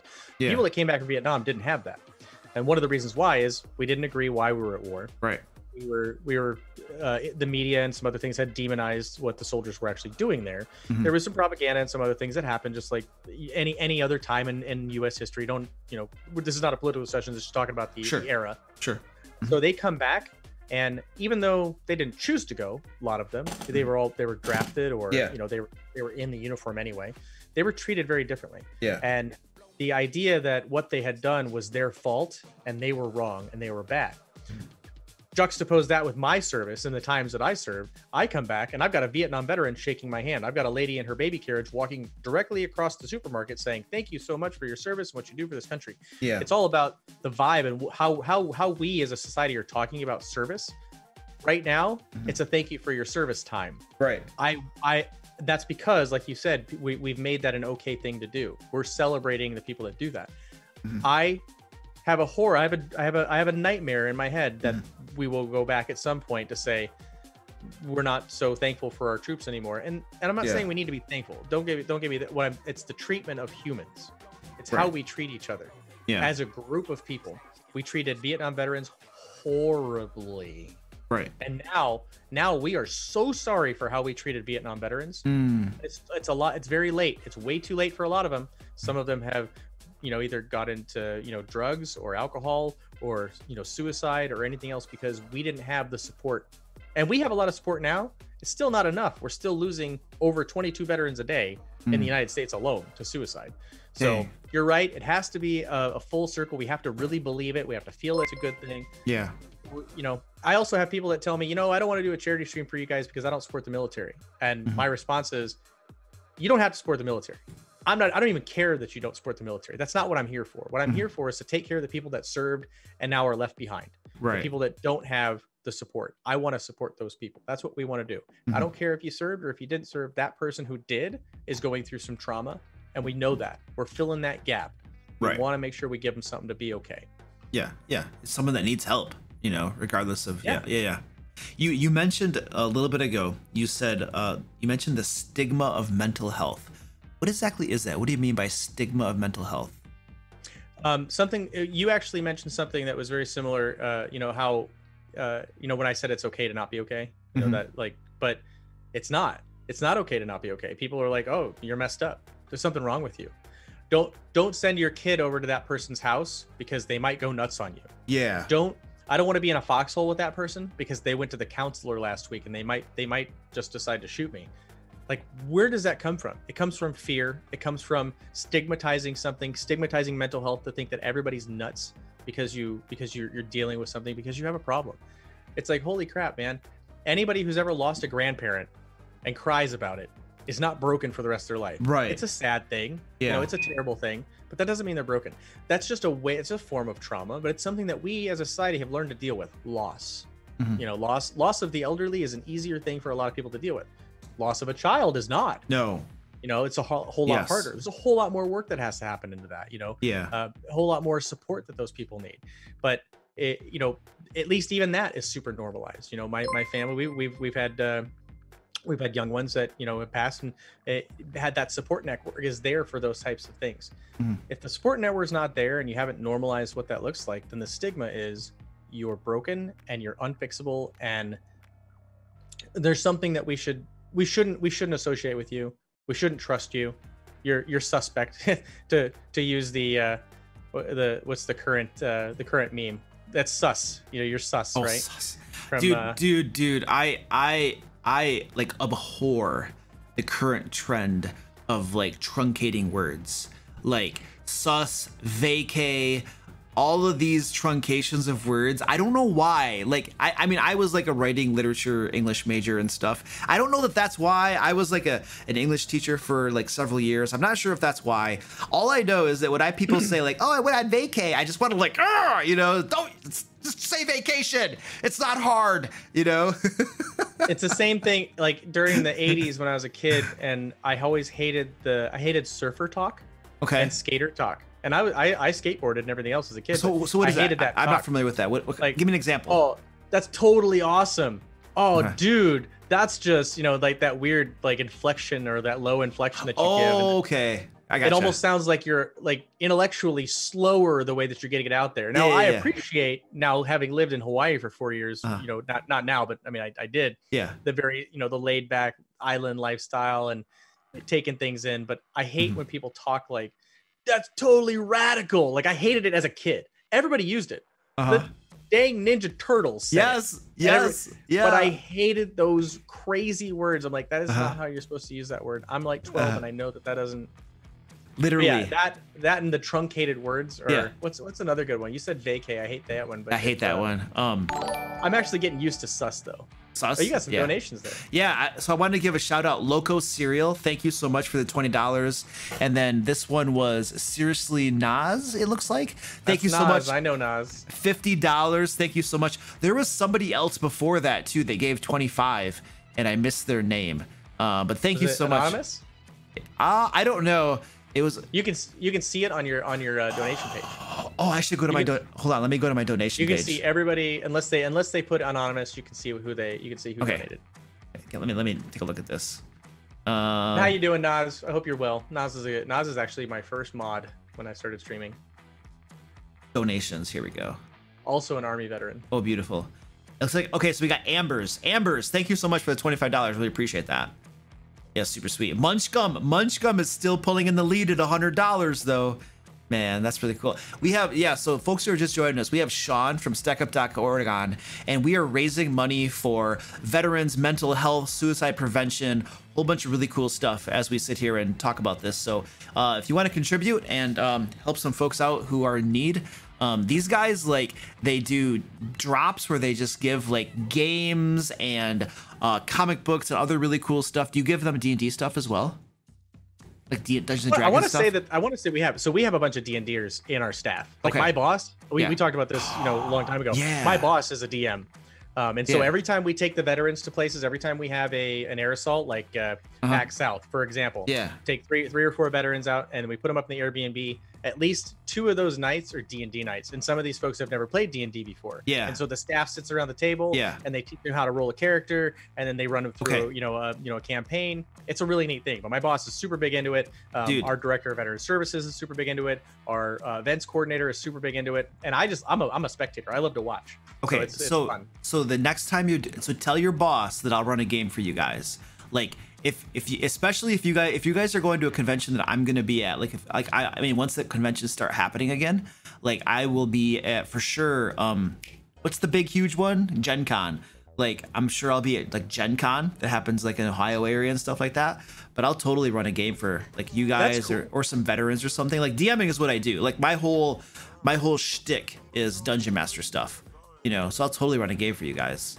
Yeah. No, he'd probably love that just because I mean he's been on other people's campaigns before. Another broadcaster last fall did a D&D campaign for a couple hours, and he was a guest of our, a host like me on somebody else's channel, and he liked it because he got to just play instead of having a DM, and so it was just kind of like a little bit more relaxing. You know, he can kind of do whatever he wanted to, didn't have to worry about thinking through everybody else's stuff and kind of orchestrating how the gameplay, everything I'm saying.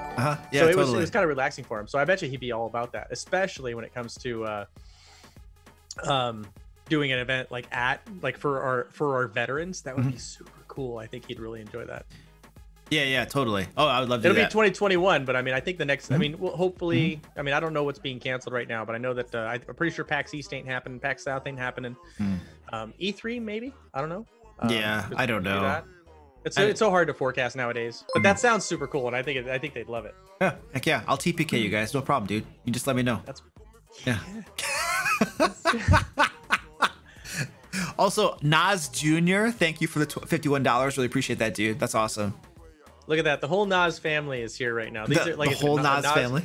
Yeah, he was my first mod. He's a Vietnam veteran. Or well, I think he's post-Vietnam veteran. Nas, you can correct me if I'm wrong, but he's an Army vet.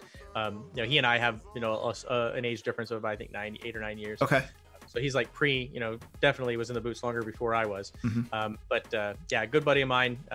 Hope you're doing well, man. Thank you guys for coming around. Obviously, you saw some of the tweets and some of the other stuff.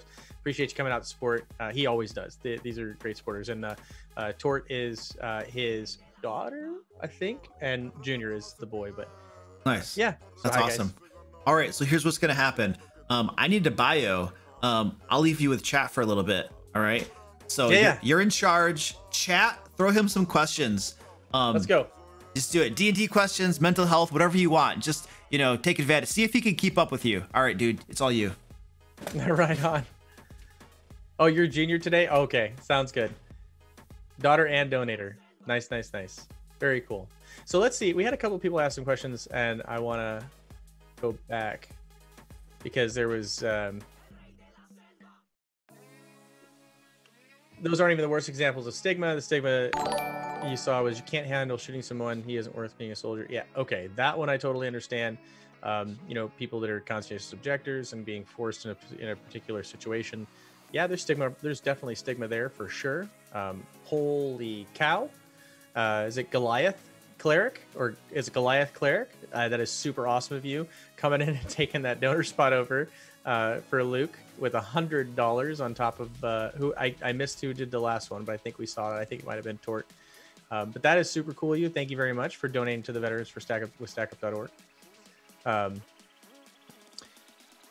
Lost your dad for mental health, and everybody sees you differently.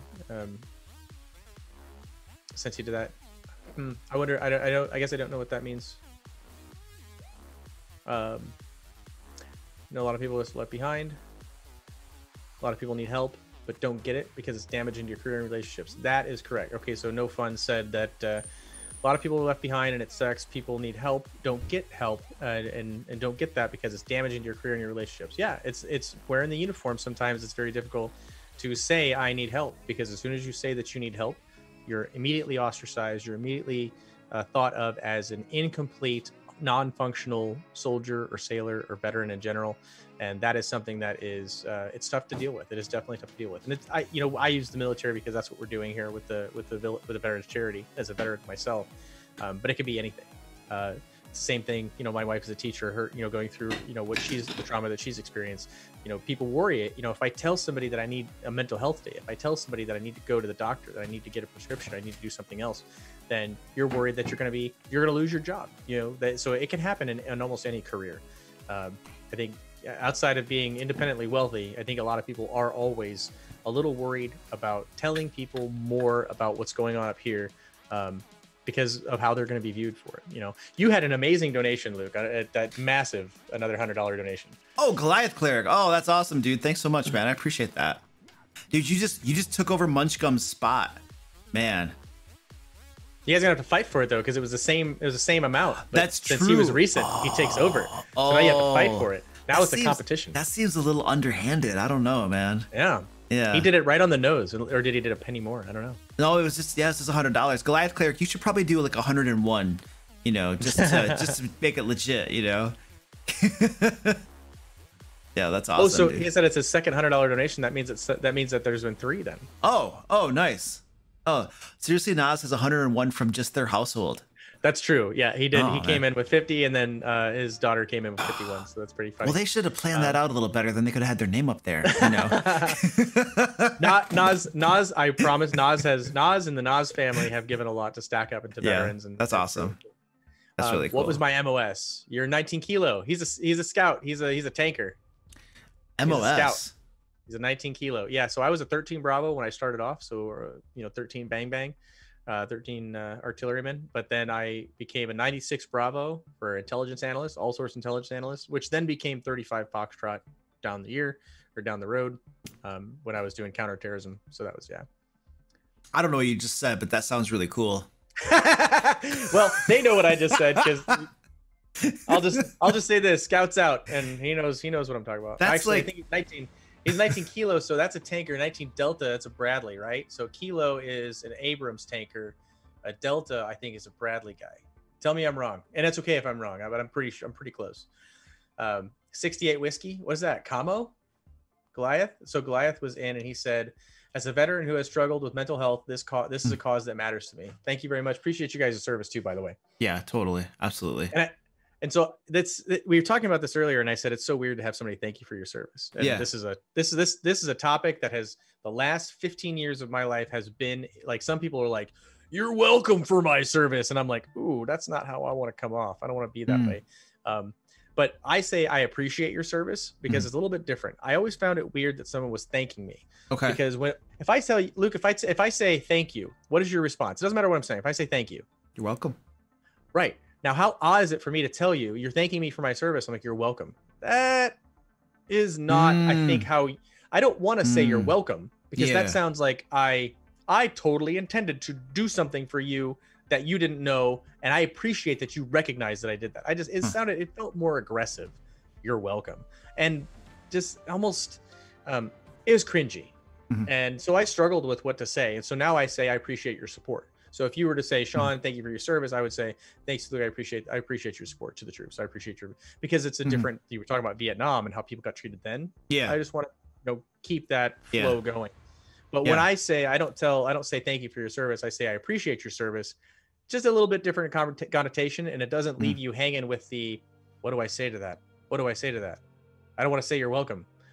You can say you're welcome for my appreciation. You're not going to feel weird about that. I'm not going to feel weird about that. But thanking is such an interesting, it's like, pretty cringy. Don't thank me, thank the recruiter. I like that one. Thank the recruiter who got you to do it. Dude, so my dad was drafted twice for Vietnam. The first time that he was drafted, he had just gotten his knee injured in football. And so he had just had like big time surgery on his knee, And so he went into, he told me the story. He's like, I go to the recruiting office because I got the paper, go to the recruiting office. And he's like, knee's all messed up. And they sent him home, And then he got drafted a second time. So the second time he got drafted, he was a farmer, and he got his left arm caught in a corn picker. Now, I don't even know what those look like. I just don't know. But apparently it was just mangled. And they had to amputate it like right before the elbow, And so then he got his draft papers, and he went in and he's like, just got this taken off. And they're like, okay, go home. So he didn't, because of injuries and stuff, he never went to Vietnam, but he got drafted twice, So, and I don't know what like the casualty rate was, you know what I mean? But in Vietnam? Yeah. A lot. Yeah, so like I could be alive today because of his severe injuries and amputated arm and stuff, you know what I mean? So absolutely, it's kind of crazy. All of my grandfathers served. I had 3 grandfathers. Obvious reasons why somebody would have a third grandfather. But one of my grandfathers, 2 Army and 1 Marine. But the Marine, and they're all passed. But it's just fun history for me. His story is he got the draft letter. He went into the recruiting office that they all showed up for I don't know how drafting worked, but they all showed up, a bunch of dudes in a room.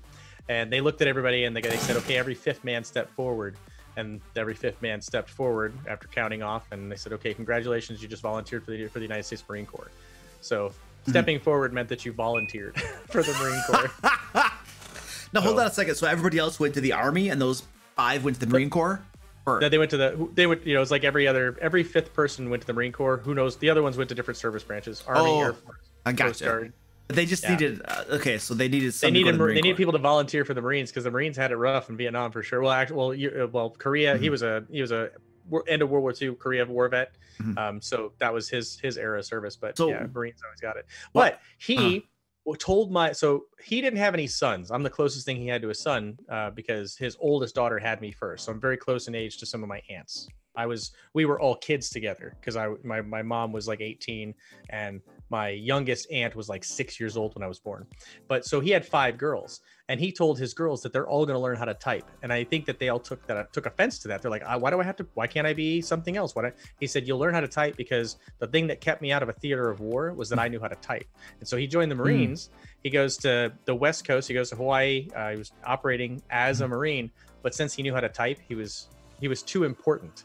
Yeah. So typing kept him from being shot at. Dang. So he told all his daughters, all my aunts, that you will learn how to type because that's what kept you from getting shot at. Right. Wow. I thought it was an interesting, that's a very practical reason. Yeah. In a wartime scenario, very practical reason. Right. I mean, going to college at one point too, weren't people that went to college sometimes exempt from like drafting or something like that?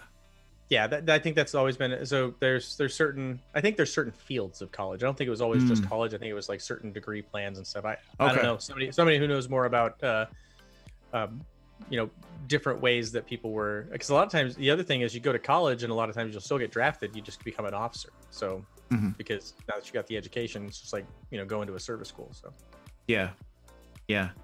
All right, so another question I got here. So PTSD, like what causes that? Like, I know there's some sort of traumatic thing, you know, not everybody gets it though. So like, what's the, I just want to talk more about that because I don't know anything about it. I don't know clinically how to answer that. I don't know what causes it. I don't know what synapses fire and what things get locked into the brain, and you know, but for I could talk about, I'll say this. So for me, there are things that I feel caused me more grief, pain, or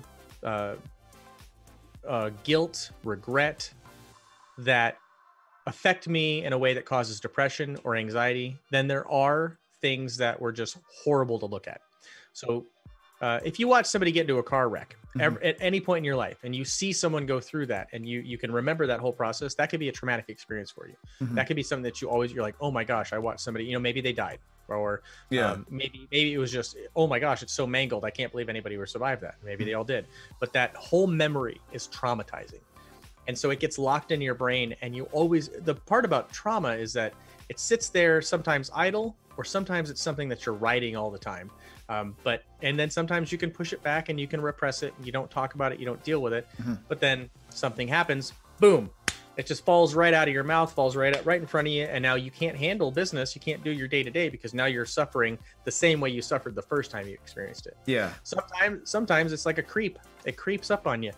A lot of my stuff wasn't immediate. Mine was not like, oh my God, trauma immediately. Some of mine was, I didn't have time to worry about what was going on. I had to worry about, I had to deal, I had to handle soldiers, I had to handle a situation. I was operating in the mode. I had to do this. Yes, bad things are happening. I'm ignoring the fact that it could cause me trauma right now because I have a job to do and people's lives on the line, and I have to answer that. I have to follow this order. I have to do this thing. Now, when I come home and everything's quiet and nobody's shooting and everybody's safe, then that memory pops in and it's like, oh my gosh, I'm right back in that spot where everything was hectic and everything was chaotic and things were blowing up and people were dying and we were launching helicopters and all this. I don't have any, I'm not being distracted from the things that I was distracted. I was distracted in the moment because I was doing my job. Yeah. I didn't have time to feel bad or feel guilty. Now I feel guilty. So it can happen a lot of different ways. It's hard to pinpoint. Like I said, I'm not a clinician, so I can't say how it takes place. Sure. But for me, that's my trauma. My trauma comes from the situations that I was in that I couldn't feel them fully in the moment, but I sure as hell feel a lot of them now. And I feel them very heavy now. I think about them more now. What does that mean exactly, not to feel them in the moment? You're too busy. There's so many things going on. Like think of I think anybody can do this exercise mentally. Think of a war movie that you've seen, like World War II, Saving Private Ryan, right? Storming the beach. It's a horrible scene. Yeah. But you can imagine everyone getting off those boats, bullets flying everywhere. You don't know if you're going to make it from the boat to the shore. You don't know if you're going to make it from the shore to the trenches. But you can think right now, going through that you're just trying to get from A to B, and that's all. That's your one more step is all you can think about. Making your next step, making your next step, making your next step. People are dying left and right. Things are happening. Things are blowing up. But you can't concern yourself with that right now because you're still trying to make one more step. And so that can be extrapolated into any other thing that you're doing, right? You're handling a problem. I have to get from A to B. In my particular case, I was doing my job, and things were chaotic, and I was a part of all of that chaos, and I had an integral part in that. And so I had to keep it all together. You can't just break down when everybody needs your support, right? It's if your kid falls down and hurts themselves, you can't freak out about that. You've got to fix it. You got to make sure you're taking care of them. If you lose your mind, you're not going to get a cast on it in time. You're not going to. So that's what I mean by you can't deal with it at the moment. Now you're going to feel bad about your kid's broken leg later on. Yeah. You're going to feel bad about how it happened. But right now, get you to the doctor. Let's get you some x-rays. Let's get, that's what you're supposed to do. Right. So if you can get through that and you can do that, then you don't feel all those issues right then and there. So you almost will feel them later. Yeah. You almost like close yourself off emotionally to the reality around you because you're focused on, like you said, the next thing you got to get done. But then later on, as you kind of think through that, those emotions maybe come and get you at that point or something like that. I call it, I explain it, my wife thinks this is an interesting analogy because she applies it now, but I always called it flipping a switch. So as an example, I hate being dirty. I'm just one of those people that I just don't want to be dirty. Yeah. I don't want to grab a worm and rip it in half and bait a hook because it's gross. I don't want to get, dirt and worm all over my fingers and think about that. So what I do is I flip a switch. I've always done this. I flip the switch, I rip the worm, I put it on the hook, I cast my rod, and I fish. And I don't worry about being dirty. It's just not a thing I care about. Now I get back and I flip the switch back and I'm like, I got to wash now. I got to get in the shower. I got to clean up. I got to do all that stuff. But in that mode, in that time, my switch is flipped. I'm okay with the problems. I did the same thing in combat zone. I did the same thing in just regular old situations in the military. I do the same thing now. I do the same thing now. If there's a problem going on and I'm having a hard day, but I got to solve the problem, flip the switch, handle the stuff, do the things, and then put it back off and then deal with it later. Yeah, totally. That's like, so similar thing. Flipping the switch for me is like, I do these streams, and it's like, dude, you got to stream. It doesn't matter if you're tired. It doesn't matter if like you had a bad day. It doesn't matter if like your wife's upset with you and you're like, oh, I got to go figure this out after the stream. But like when the stream starts, it's like you're on, you know what I mean?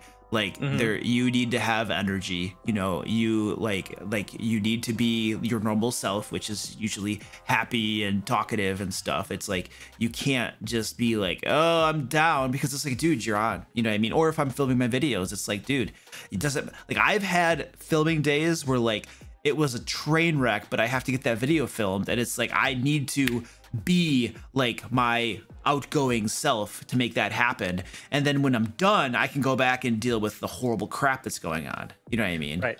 So, yeah. So with that though, and I know exactly what you're talking about. I have those same issues and I've had those same issues in the past. The issue with PTSD, to get back to that nut, to uncrack it, is when you stop being able to flip the switch and it impacts you being able to, and you can't cut that video and you can't respond to everybody else and you don't want to answer your phone and you are sending everything to voicemail because you don't want to talk to somebody because you can't flip the switch and be okay. Now it's flooded. Now you're flooded with all these other things. And, we were talking earlier about, man, those, getting those modes where everything, it's not just depression. It's not just laziness, because you can fix those things. You can fix a little bit of depression, feeling sad, not depression, but feeling sad. You can fix feeling sad a little bit. You can fix being lazy, get off your butt, do something. But if you're in that depressed state and you're already there, man, it's like climbing up the ladder out of the hole, but you're already in the bottom of the hole. It's easier just to fall in the hole further. And so you can't handle the things that you need to handle. And when you're unable to do that, that's when your trauma is really impacting what you got going on. Yeah. My dad used to struggle a lot from depression. He had he was bipolar or something like that, but he was struggling with depression and stuff like that. Fortunately, I've never had to deal with like real depression. I might have a little bit of lack of motivation to do whatever I got to do, but usually I can just be like, all right, just get it done, let's go.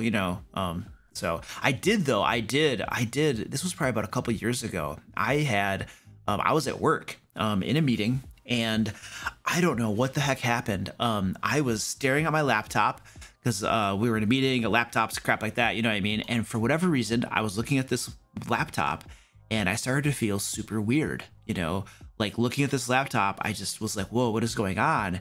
And all of a sudden I was like, I think I felt a little weird, and I started a little bit worried about feeling weird. I'm like, what's going on? I kind of shake my head a little bit. And then my heart started racing faster and faster. And then my breathing was faster. And I'm like, what is going on? I'm like leaning back in my chair and I'm just like, what is going on? And I was like about moments away from literally just like saying to everybody in the meeting, help, I need help, and just going on the ground because I was just like about ready to just go, but then the breathing kind of normalized a little bit. The heart race was I kind of, you know what I mean? And I passed it all off. Nobody ever knew anything happened to me, you know.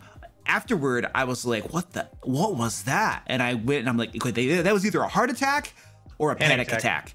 And so I went and Googled and I'm like, okay, what are the best symptoms for this? And I was like, oh, that's a panic attack. And I was like, what the heck was that? There was nothing. What caused that? I was like, there was nothing stressful, pressure, nothing. We were in some stupid meeting. I didn't even have somebody yelling at me. Nothing. It was just some mundane meeting. And it just came out of nowhere, dude. And so that I had that panic attack, you know. This was like a couple years ago. And then I remember, like, every time after that I was at work, I would feel this weirdness, you know, this like worry of like, well, part of it was I would feel weird, you know what I mean? And then I would also feel like I was worried that it was going to happen again, you know. And I was like, okay. And so like, I dealt with that probably for about, it was like 6 to 8 months where I would go to work. At home, I'm fine. I go home, no problem. I'm just boom, let's go, whatever. But every time I go to work, I'd feel that little bit of anxiety and I'm like that little bit of panic, you know what I mean? Sometimes I'd feel like the breathing was maybe weird or something, you know? And so I was going through that probably for about 6 to 8 months or so. It was actually got to the point where even when I was at home, I would sometimes feel this way. You know what I mean? And there was this one point we were at church and like, I was really dealing with this, you know what I mean? Where I'm just like, oh my gosh, hold it together, Luke, hold it together, hold it together. You know what I mean? And my wife commented, you know, like, hey, what's going on? You know, you were acting really weird. And I kind of explained, you know, what I've been going through. And I'd been going through this for 4 or 6 months or so. I didn't tell anybody or talk about it. I was just kind of like, you know, for me, I was just like, okay, this is in your head, dude. What the heck is going on?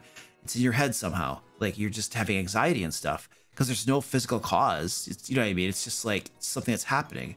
And so eventually, like, I mean, I'm mostly like every so often I'll feel a little something, you know, but for the most part, I don't feel that at all anymore.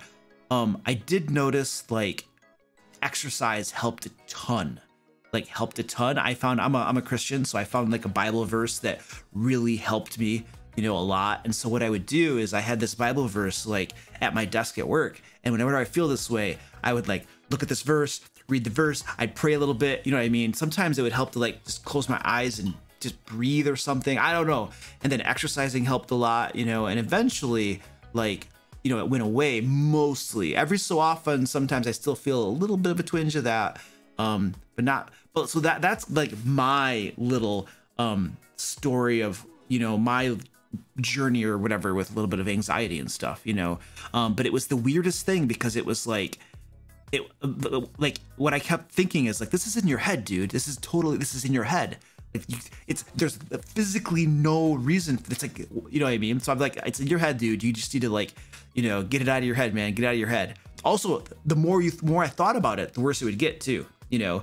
And I would be, it was really bad when I would go to meetings, you know, because that's when the first one happened, you know?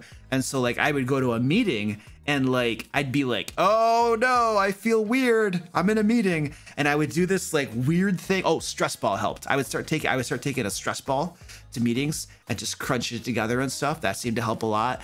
But I would also do this thing where I'd be like just squeezing my fingers in meetings, you know, until I discovered the stress ball, you know. So yeah, that's like my little thing that I had with that, you know. It was just the weirdest thing, you know. And welcome to my Thursday. So your Thursday? Or Wednesday, or Saturday night. I mean, this is what you just explained, and Chad even picked up on it. It's 100% you had a panic attack.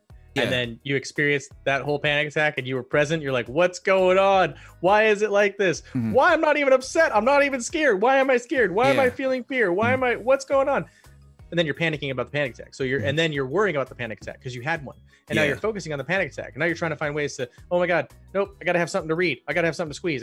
So you've experienced panic. You've experienced panic attack. Yeah. So what you experience is no different than what anybody, if you ever hear the term, somebody's like, oh my God, I'm having a panic attack, or I'm having severe anxiety. Mm-hmm. You just experienced exactly. And what it definitely shows is that it can happen to anybody. Yeah. It is literally your brain has a conflict. Mm-hmm. You didn't decide to have a panic attack, but your brain did. You know, different levels of serotonin and different, a little bit of deficiency here, a little bit extra here. And in some of us, we, take SSRIs or other drugs to use to, help combat some of that stuff, to increase serotonin levels or A couple of the other things that are present in your brain, a couple of the other endorphins. Sometimes it's just pure adrenaline.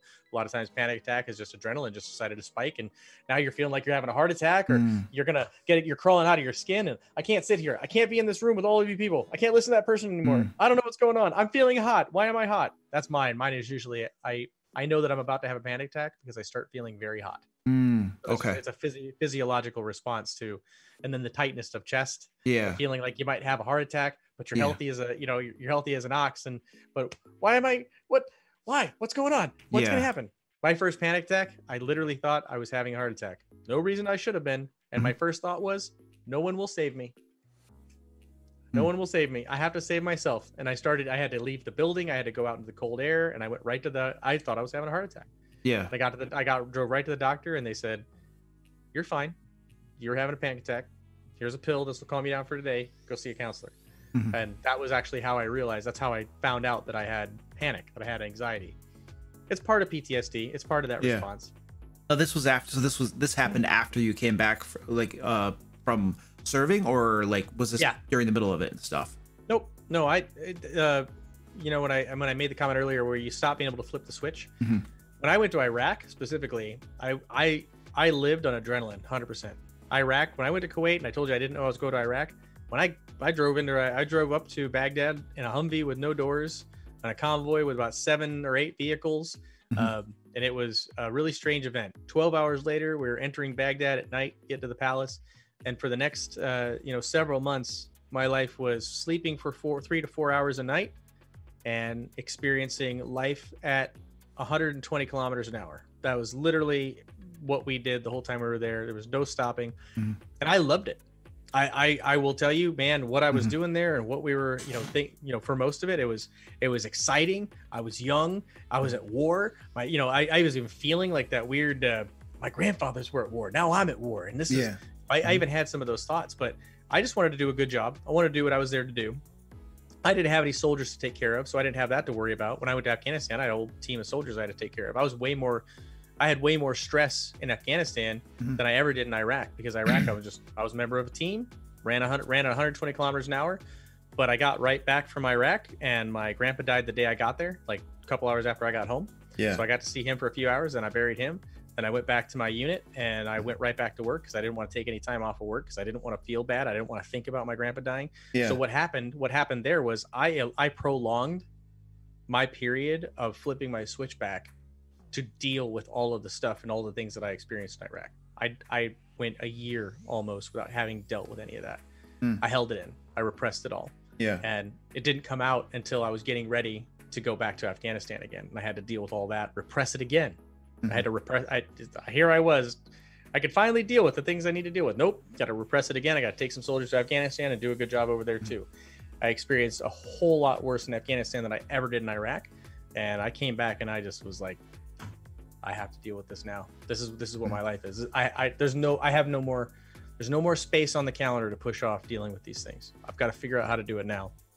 I started treatment as soon as I got back, and I've been in treatment ever since. No, the decision not to deal with it, if you were to have continued serving and being in the military, was there a way to deal with it, or was that opportunity not available? It was either go do your thing or stop doing your thing in the military and then deal with it. Are you able to deal with it while still, doing your job in the military, or is that not readily available, that opportunity to do that? Yeah, at least I don't know what it is. I don't know what it's like now, but I'm venturing to guess that it's still pretty much the same. It goes back to what we talked about. You can't tell somebody while you're serving that you're messed up, because I was still an intelligence analyst. I was still doing, even if I wasn't doing counterterrorism while I was deployed, I was still working with top secret clearances and all of that stuff. And so you tell somebody that you're all jacked up in the head, they're going to pull all your clearances away. They're going to put you on another job. They're going to make you feel like you're less than the soldier that you are. Your career is now a little bit in jeopardy. Just like just because you're not next to somebody in a foxhole doesn't mean that you're not in charge of a section or a group, or you have a responsibility day to day. And they're like, I don't think Kelly can handle that. I don't know. He's a little cuckoo from what he experienced. And even if I am getting help. And so the good part was for me, I disability retired from something completely different from a physical ailment that I had while I was deployed. But that allowed me to start seeking treatment as a civilian, as a veteran. And that has been a hard path as well, but the last several years has been very good for me. And then Stack Up has been a very good outlet for me. Streaming has been an amazing outlet for me. Being a content creator and meeting other content creators and doing, some of the events that I've gotten to go to has been a great outlet for me. My wife has been a great outlet for me. And then now that I've worked for Stack Up now for just over a year doing this, talking to people like you, finding content creators to raise money for the Veterans for Our Cause. We were talking about using, gaming and comic books and nerdy stuff to not repress, but to deal with the hard stuff. I use this to deal with the hard stuff. I'm okay with talking to everybody about what I went through and my experiences, because this is how I get to be okay. Being on camera with you on your channel, having a conversation about mental health. Yeah, it's expanded long past me playing Apex and trying to ignore what I've got to deal with. I like talking about it. I like the action of this. I like having your chat or having other people's chat say, well, I experienced this, or here's my experience, or I served, or here's what I dealt with, or what about this? I love this type of format. I love being able to do this stuff. So yeah, cool. I got a couple of questions for you here. I got 3 follow-up questions.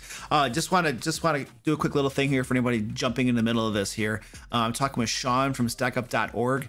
He is here just speaking about what his organization does, help veterans with mental health via gaming and lots of cool stuff they do. So we're trying to raise $5,000 for these guys. We are a tad over 600 right now.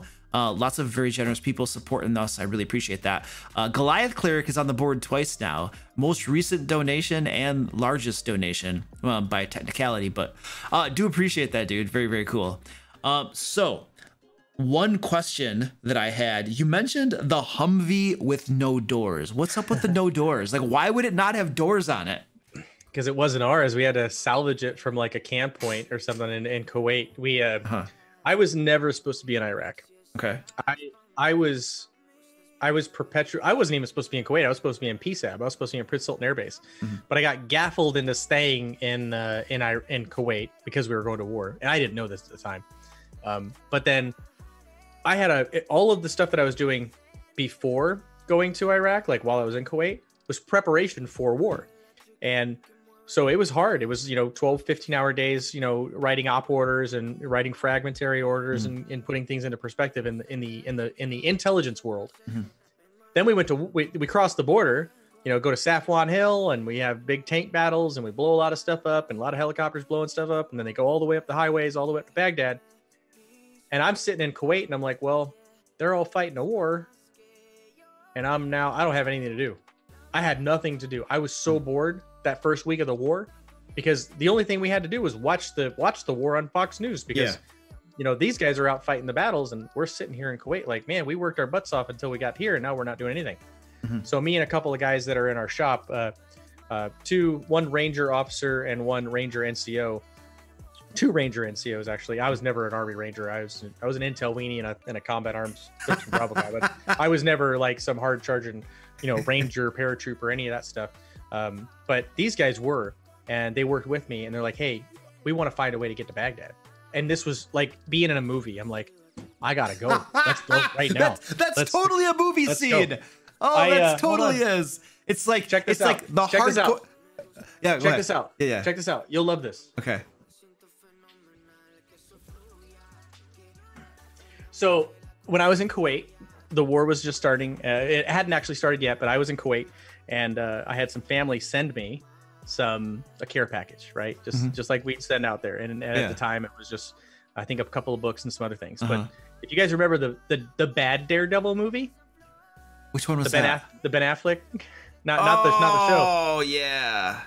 So right there, somebody sent me this. It's like a squeezy toy, right?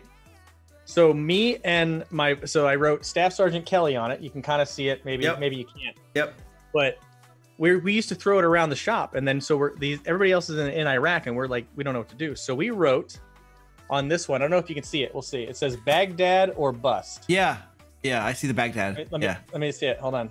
Let's see if I can see it there. But it says Baghdad. There. Wait. Oh, there we go. Yeah, I got it. Baghdad or bust. Yep. You see the bust is crossed out, right? Right, because you got there. We got to Baghdad. Yeah. We threw this around, and this is what we used to like de-stress when everybody else is in war. We got to Baghdad. We took this with us. We crossed out the bust, and we used to throw it at each other. We were talking like we'd have meetings in our palace room because we lived in a palace. Yeah. And we'd bounce it off the walls, bounce it off the high ceiling, and we'd have our little powwows with our 6-man team using this. It's kind of like the conch shell from Lord of the Flies, who has the football. Anyway, that's where that came from. That's but that awesome. I wasn't supposed to be in Iraq. There was never an order written for me to be in there. Yeah. But there I was. Ended up there. But the Humvee with no doors we had to find a way to get there. We found a mission, and they were like, okay, fine, you guys can go on this mission. And we weren't supposed to. They're like, fine, go. They're all like annoyed. They're like, yeah, whatever, go to Baghdad. That's fine. But because we had to find a reason to be there. So we did. We found a great reason to be there. It's really cool. Totally different story. I won't bore you with it now, but it's a really cool story. So then we're like, well, how do we get there? Well, we don't have a vehicle. We have no vehicle. We have no section vehicles assigned to us. So we had to go to a yard that had a bunch of deuce and halves and Humvees, and none of them had any armor on them. We didn't at that time, there wasn't really armor on a lot of the vehicles anyway. You know how they talk about how the Humvees and vehicles are all like mine resistant now and bullet resistant? Okay. That's not the way things were back in 2002, 2003. That happened because of roadside bombs. So we were like, well, we got this Humvee right here that's got a couple of janky doors and a trailer. And we're like, well, we don't really need the doors. So we pulled the doors off, put them in the trailer, put a bunch of other stuff in the trailer. And it was me and three Rangers drove all the way up in a convoy all day long. Wait. No doors. Hold on a second. You didn't need, for 2 questions. One, the doors are canvas. The doors are not hard doors. Oh, they're canvas. Think of a Jeep, like a Wrangler Jeep. So they do no good. They really just get in the way if you need to get out quickly or something. Yeah, no, they're just in the way. Yeah. It's a couple bars of metal and canvas. Okay. That's all they were. So we ripped those off, and that was it. Why put them in the? Why take them with you though? Why did you want them in the trailer? Just in case. Because I don't know why we put them in there. Okay. I don't know. I never drove the vehicle once we got there, because when we got there, we had Suburbans. We had an armored up Suburban with the 4-inch glass. So I drove a Suburban around Baghdad at 120. When I made the comment earlier, when I said 120, I live my life at 120 kilometers an hour. Yeah. Because in Baghdad, I live my life driving at 120 kilometers per hour, because it's kilometers and that's the speed. That was what we did. Yeah. So I drove at 120 kilometers an hour all over Baghdad at night, fast as hell, listening to Linkin Park blaring on the radio. What's that, about 80 miles an hour or something like that, roughly? Yeah, about 80, 85. Yeah. Yeah. Dang. So that's what I said. So when I say I live my life at 120 kilometers an hour, because that was me and my buddy Johnny Mons. That was our joke. Was where did you get the armored up Suburban? An acronym agency that had an extra one. An acronym agency. What is that? Well, so like there's the FBI. And there's Yeah. So there's lots of different acronyms for lots of different agencies, and they just happen to have it. They happen to have a vehicle out there, and they didn't need it at the time, so we had that. We had a couple other non-armored up Suburbans that we drove around in. Okay, cool. You mentioned, like, this is a while ago now. You mentioned that that veterans get treatment and stuff for PTSD and other mental health stuff. What kind of treatments are most commonplace out there? Like, if you come back and you're looking for help, like what things do most people like? So I think one thing that so the VA is the go-to, right? A lot of people will tell you the VA. For me, the VA has such a limited. No one prepared for the amount of veterans we currently have. No VA in the United States was prepared to receive the amount of combat veterans that we currently have. Yeah, it is not staffed for that. They're not big enough for that. They didn't take as far as they were concerned. Most wars that the United States has always fought, we have a lot of bodies. We have a lot of people that die. We didn't have a lot of people that die. Our forces are superior. We can tear right into terrorists. We just kill them. Yeah. We take injuries, and then some of those injuries are mental injuries. Yeah. Some of those injuries. So we have to take care of more living people with ailments than other wars did. Our VAs were not staffed for that. Gotcha. Not for 20 years of war. So the VA is where you go initially, but their system is just encumbered, and it's overflowing of veterans that can't get the right type of service. For myself, everything that my VA had to offer was either, here's a whole bunch of pills, and my shrink is going to change every 6 months because that's a part-time job. These guys are just at the VA just to find another place to go. it's a high turnover rate for psychiatrists that are working at the VA. There's very few, if any, counselors, because a psychiatrist and a counselor are two different people. One of them prescribes medication. The other one does treatment through working with you and, you know, like you were talking about breathing and stress balls and you know, talking out some of your issues, things that we're doing now. But a psychiatrist is like, okay, here's your imbalance. Try this drug, balance this one out, and then get some counseling. But there was none of that counseling. So my VA only had group counseling. That's all they had. So I can go and they're like, oh yeah, totally. It's awesome. Go to this group counseling session and you'll sit with a whole bunch of other veterans and you guys will all talk about your problems. Well, that does not work for Sean. Okay. That I am not interested in sitting in a room with a bunch of other veterans and talking about our experiences because it just doesn't help me. Is that similar to like Alcoholics Anonymous type meeting where you have a bunch of people, similar idea kind of? Maybe somewhat, but I guess let me just real quickly say more about that. Is a perfectly fine way to treat people. I love that those things exist. Yeah. You know how we were talking earlier, like there's not one pill, there's not one church, there's not one workout that's going to make you okay. Right. Well, there's not one form of treatment that works for everybody. So what works for one person, maybe something like an AA meeting is very helpful for that particular alcoholic. I guarantee you that AA is not helpful for every alcoholic, and they might need other forms of treatment. For me, big group setting like that doesn't help me. Mine, I have a great counselor that I work with now, my civilian counselor, so a guy that I have to pay money to because it's not covered, but I get my treatment in a much different way. So what's available is the VA, and unfortunately, and this is not Stack Up talking, this is just Sean, this is just me saying, my VA and most VAs are not set up to handle the influx of veterans that we have, and we're not trained for it. Mental health issues are still new. You know, like I said, we used to call people crazy. Yeah. We used to say you were broken. That dude's nuts. You know, there's no way he'll ever be a functioning member of society again. Well, we know that's not true now, but we treated people terribly for a long time. We gave people all sorts of extra medications. Just give him pills, he'll be fine. Yeah. Or just go to the group therapy session, you'll be fine. Like, it's not like that. You can't do it like that. It has to be a little bit more tailored care, and there isn't tailored care. Okay. So I am very lucky in the fact that I'm kind of tenacious in fighting for my own what I need and what I need to get.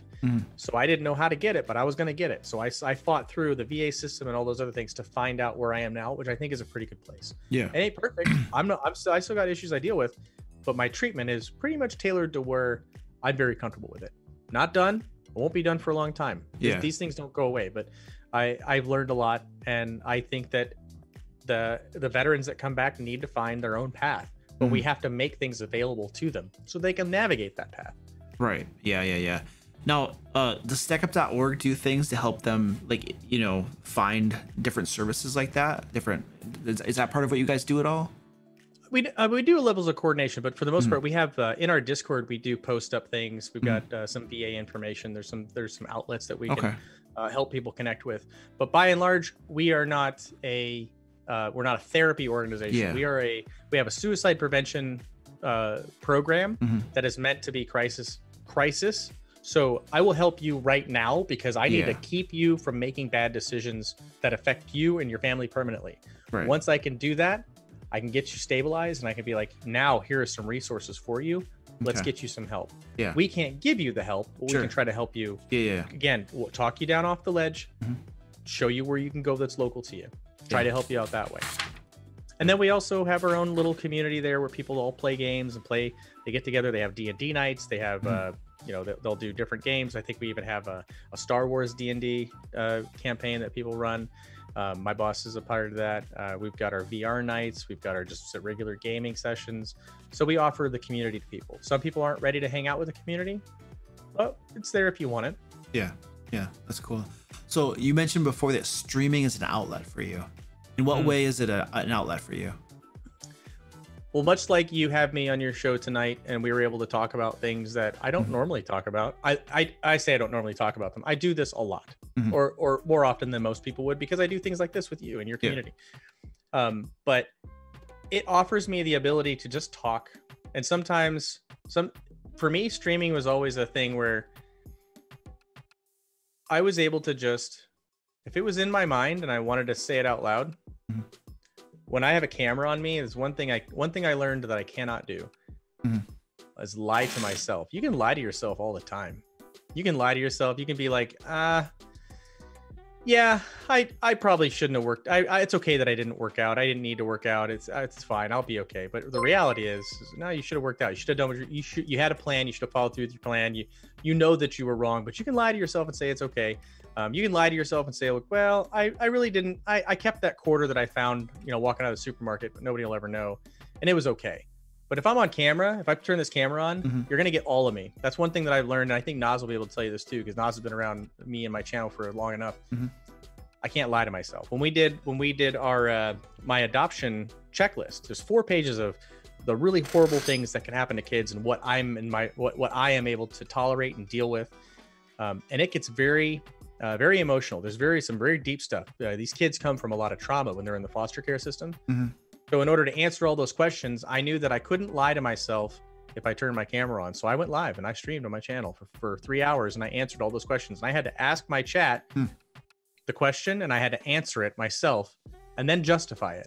So I've always liked the streaming part of it because I think that I'm my real self when I'm streaming. Not that I'm not a real person with my wife or at home, but what you get here is where my brain is always at. Now, if I'm at the supermarket, this is probably not what you're going to get. It's a different Sean. It's a more guarded Sean. It's a little bit different, but right here, it's about as exposed as I'm going to get. And I get about as personal as I can. Yeah, that is so interesting because I feel like most people are like the opposites on camera. Most people will have more of a tendency to clam up and not want to say anything or to put on like a false persona, a false image of who they actually are. You know what I mean? As opposed to like what you're saying, getting more real. You know what I mean? Yeah. So that's super interesting. Well, you get to explore you. I mean, this is a self-reflection. You can see yourself on camera right now. You can, you know what you look like, you know what your facial expressions are. Most people don't ever get to see that, man. People that don't stream, people that don't do YouTube, that don't record themselves, that aren't on, they have no idea when they smirk because somebody, they have no idea when they wrinkle their nose all the time or, I clear my throat. I didn't know how much I clear my throat. So I watch my VODs. Like, man, you clear your throat a lot, but it's little things like that. I think that I know myself more because I do this and I'm able to reflect like that. I think that I'm just more genuine. And things like noticing how many times you say and like that has or saying the word like, that's something like I'll watch my VODs too, and I'm always looking at like, okay, I need to make my presentation better. I need to say it's better to pause and collect your thoughts and then say them before just kind of filling it in with these filler words like and stuff like that, And so watching yourself, you learn yourself, and then you're on a path of improvement too, Like I want to be more engaging, I want to be more blah blah blah whatever, and so you're trying to get better at it too. So it's like it's also just making yourself better, in a very specific medium, broadcasting, but it's super interesting. Like I'll watch myself sometimes and I'll like last Friday I had a stream and I was like, I was very tired before the stream. I felt super, super tired, but of course that switch we talked about. And so like afterwards I was like, okay, I want to go back and watch my broadcast. And I want to see if it came across as tired or if I was successful in like doing my thing and not having anybody know. And I'm analyzing myself, I'm watching, and then at the end I was like, hey, you did pretty well, dude. For being dead tired and not feeling like streaming, you did a pretty dang good job, man. And I had one segment that I had a crazy good delivery on a very important topic, I felt, and I'm like, you know what? I could take that whole thing and make a video out of it. Because I spoke impromptu about a topic and the delivery was super, super good. And I'm just like, oh, that's beautiful. Okay. So yeah, I don't know. That's a really cool part right there is that you went back and you're like, you just had a normal stream. You weren't even thinking that you talked about something. You weren't even thinking about that thing or, you're making a point, but it was like, okay, moving on. And now you're like, oh, that was pretty good. Yeah. I want to explore that more. That's a really cool topic. So that's a really neat thing to be able to use it for too. Yeah, and then it gave me a thought too, because I saw myself giving that, and I'm just like, I talked on that topic for about maybe 12 minutes or so, and it was a pretty good delivery. It was really enthusiastic. And I'm like, I could turn that into a video. I could put that over my channel. That might actually do well. You know what I mean? And so that's like part of like as a content creator, you know, that goes through my mind is I'm always thinking, at least me, this may not be true for all content creators, but I'm never satisfied with like where I am, you know, and I'm always looking, how can I improve? How can I get better? What's the next thing that I can do? You know, and I approach it as a business too, you know, because ultimately my goal is to be able to do this full time someday. So like, I'm always thinking, okay, look it, dude, you know, okay, let's start bringing people on and doing interviews. Let's do like more of a show format as opposed to Luke just sitting here and hanging out and just being goofy. You know what I mean? Let's bring some folks on. Let's talk about some important stuff, you know, let's do some of that stuff. And so I'm always analyzing that stuff. And so I was looking at that VOD and I was like, hey, this could be video content, man. This could be actual video content, not just, you know, okay, I had a live stream, I answered a question, but this was pretty good, dude. You know, so yeah, those are the thoughts for me as a content creator. I'm always thinking, I'm like, okay, what can we do? What can we do? What can we do? And learning from others too. Like there are some other people in the space that are doing some really good stuff that are killing it, and I'm just like, oh, I might be copying that sometime soon as I get time. You know what I mean? So yeah, it's they fun. say imitation is the highest form of flattery. There's this one guy that his name is DM Dave, and he is killing it. He creates adventures and stuff, and he is doing super well. His Patreon is nuts. So I'm like watching what he's doing. I'm just like, this guy's amazing. I'm like, Luke might just be borrowing some ideas here. I mean, nothing, you know, I just observing what he's doing. I'm just like, that's very smart. He's very smart. That's good. You know what I mean? Yeah. So yeah. I've done that too. I definitely had some folks that, you know, I wouldn't have had any of the success that I had streaming if it wasn't for some other really awesome broadcasters and mods that, you know, helped me, you know, grow in there, and then also, you know, change, because you know that's not organic. That's I'm kind of, you know, you start off and you're like, let me grab everything that's free off of what's the website for all of the overlays and stuff. I can't remember what it's called. Nerd or Die. Oh, okay. So you go to Nerd or Die and you stitch your first stream up and you get all this stuff, and then you're like, okay, that's not exactly me, but it works. And then you're like, okay, it's getting a little stale. Plus, it's meant to be. It's kind of templated, and plus 90,000 other people have the same template. And then you're like, well, so-and-so made one of these, and let me go ahead and import that. And you know, and then it's like, you know what? I'm going to go pay somebody like $100 and have them do this one thing. And that's super mine. And that's mine, and no one else has that thing. So you're growing, and you're, you know, it's organic, and that's exactly what I asked for. You just are. And then there's other things where it's like, hey, so you've got this thing that pops up on your stream all the time, and I really want that. Where did you get that from? Yeah. Like, oh, here's this code, and here's this thing. And so you co-opt it, and you're like, okay, I'm using it now. And as long as you're honest with people, most people don't care, especially when you're their buddies. And, you know, because I've got a couple of guys that I know I would not have had any of the success that I have if it wasn't for them helping and even spending time like late at night after stream, dialing stuff in, talking about certain things. But I'm like, dude, I totally ripped this off from you. 100% totally ripped this off from you, and I'm just letting you know now that I'm stealing it because it was good and it works really well with my format. And they're like, dude, it's fine. So again, as long as you're not like, you can't go and take Dr. Disrespect's entire you know, setup and studio and put it on yours and get in character and act like you can't just co-opt that. But there's a lot of stuff you can watch Dr. Disrespect or somebody like that, and you're like, man, it's really cool that he's got that thing. I wonder if I could do something like that in my office. I wonder if I can put something that just pops over here. I wonder if I can employ my green screen in this really cool way that I had never thought of before. And it's great. It's great to explore that way. So I need to get back to that. I really do. Yeah, dude, you should, man. Play some Apex Legends. What kind of stuff do you know on my stream? You know, so I was a Battlefielder. So I all of my growth and all the stuff that happened on my channel originally was all from Battlefield, playing Battlefield. And I was on the Battlefield stream team from their official partner channel. I've been a game changer for them. Very good friends with a lot of other Battlefielders. Made my way into Destiny 2 for a little while with a couple broadcasters, and we had a really cool raid night that we were doing. And then I had to have surgery on both my hands, which means for a first-person shooter guy, it's a little more limiting. I have no pain. I have a lot of mobility, but I'm not good anymore. I'm not super good. Not what I thought I was pretty good, and now I'm not anywhere near as good. Yeah. So I was disheartened about that. I didn't know what to do with it. And the day after surgery, I went live. I with wraps on my hand. I look like a Muay Thai boxer. Yeah. Because they have to wrap them up. But I didn't know what I was going to do. So I played Universe Sandbox. And then I played roller coaster simulator or something. Yeah, roller coaster. I remember that. And, roller coaster, yeah. And then I played roller coaster tycoon or something like that. Maybe it wasn't Tycoon, but it was one of the. It was a Planet Coaster. Planet Coaster. Okay. So it's Planet Coaster, and so I was building death coasters, and I loved it, and I was just being a maniac, making the most fastest, craziest death coasters, and it was great. Yeah, it was just a lot of fun. So I was so sad that I wasn't able to play my first person shooter games anymore, and I didn't know if I was going to stream anymore. Yeah. But it proved to me that I can still have some content, and I can still have a lot of fun playing really games that I never even gave a.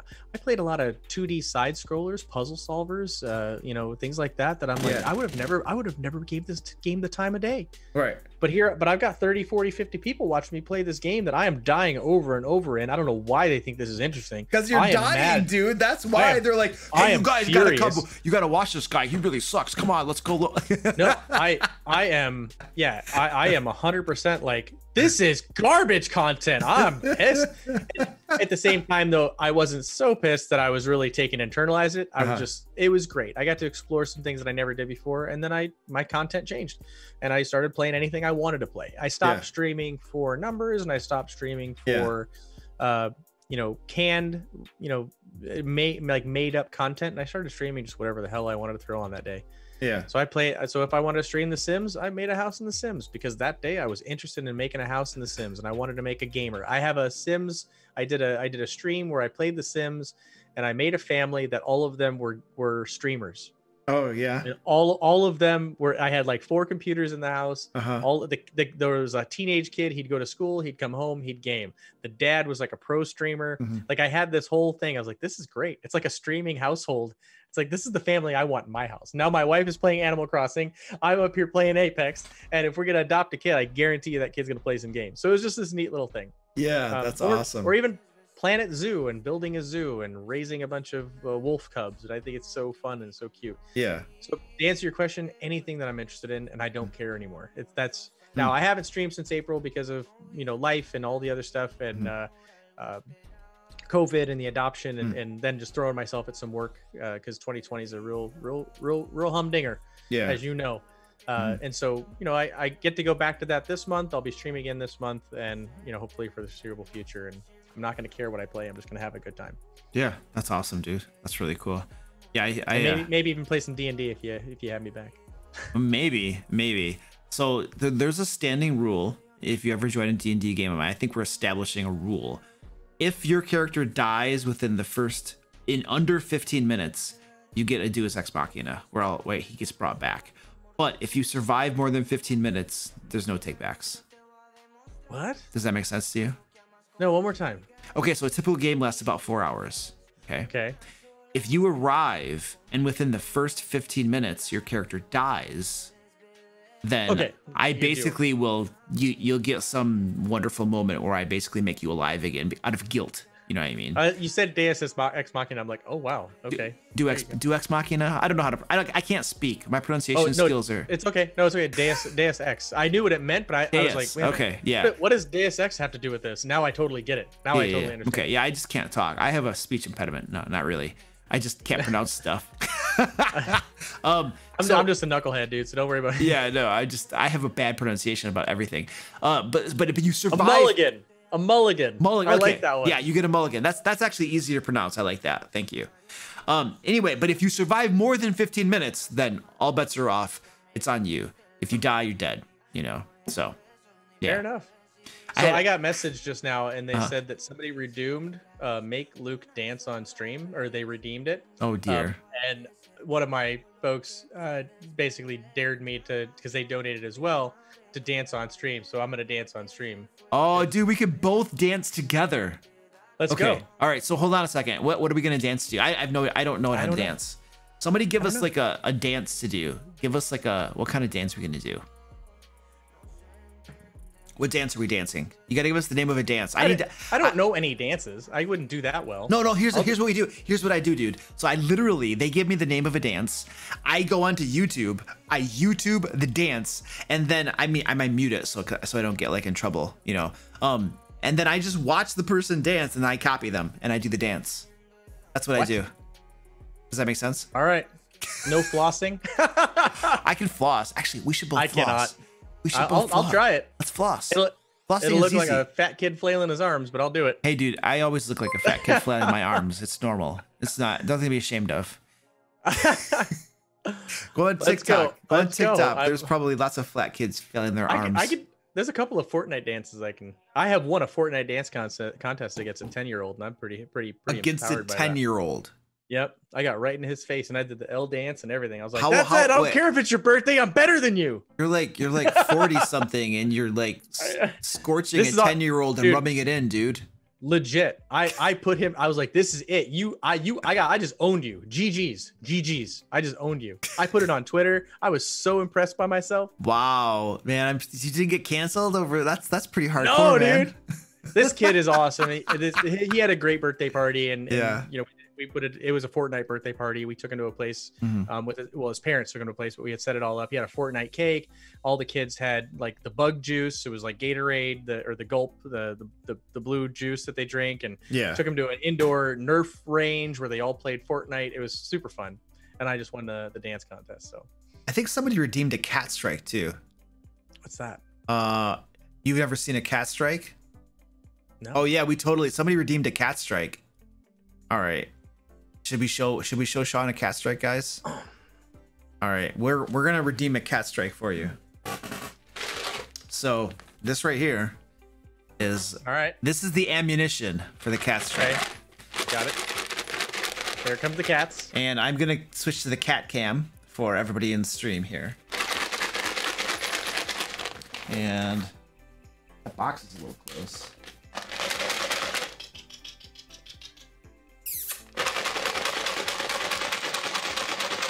All right, we have quite a crowd.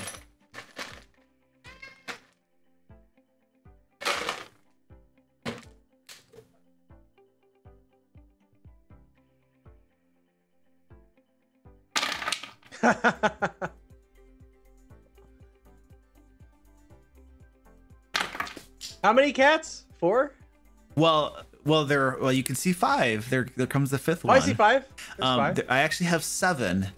One of them. Oh, we have a 6th one. Orange is coming now. Now we have orange.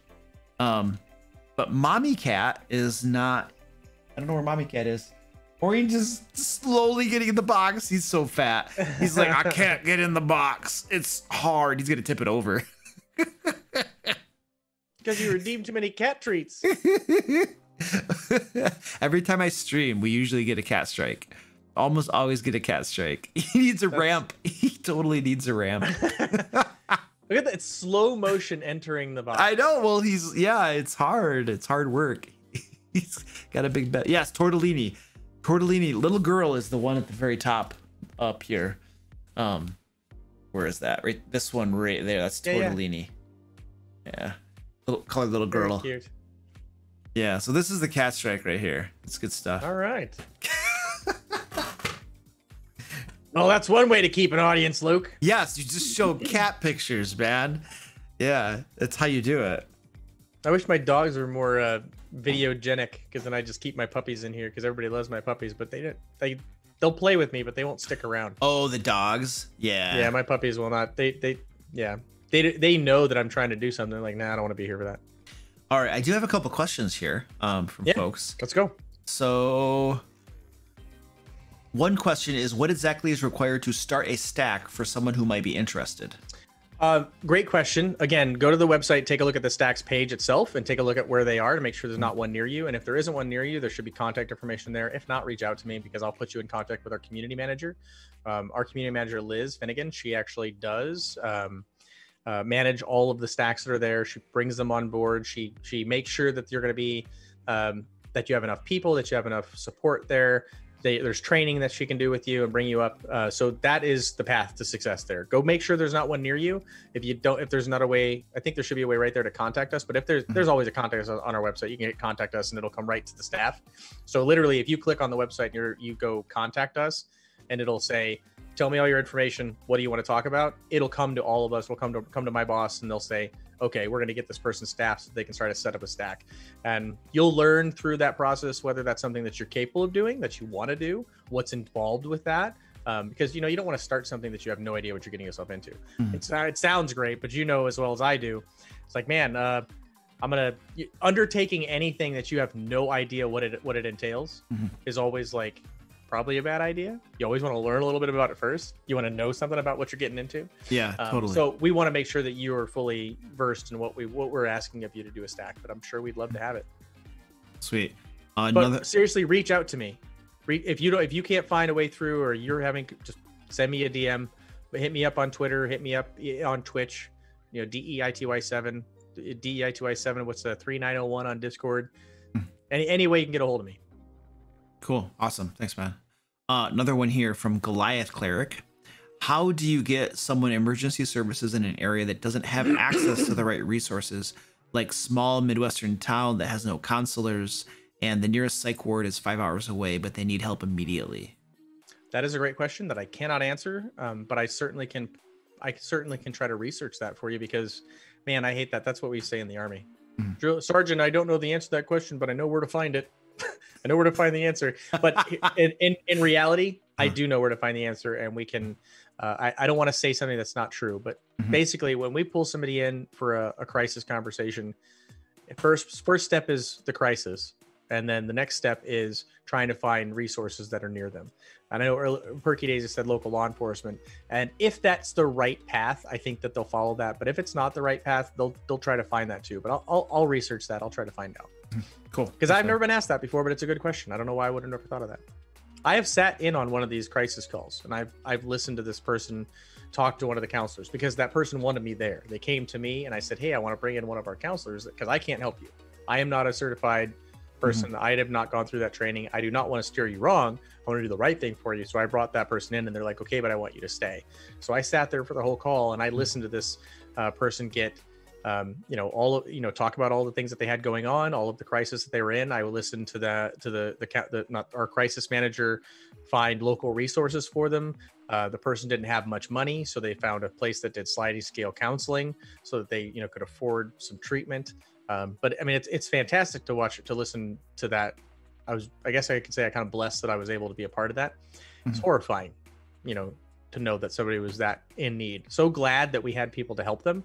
So horrible to know that they needed it. Yeah, imagine. Okay.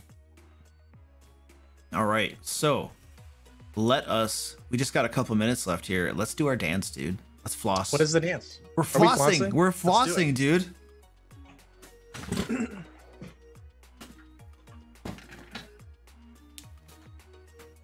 All right. I don't know how to do this though. I mean, okay. So basically, let an amateur instruct the more amateur. So basically, you like move, and then boom, boom, boom. It's like I can do this all day long. But there's a point where one hand goes behind, and then it comes out, and then it goes behind again, and it comes out. So you're like. I'm looking at you thinking I'm doing it right. I don't know if I'm doing it right. I don't think I'm doing it right either, so it's all good. See, that's what I end up doing. I end up doing like a side straddle hop, it's pretty it. Because they have to go the same way, right? Well, yeah, it's got to go. You're flossing. You're going between it, Oh, that's the floss. What? I never even thought of that. Yeah, you're flossing yourself.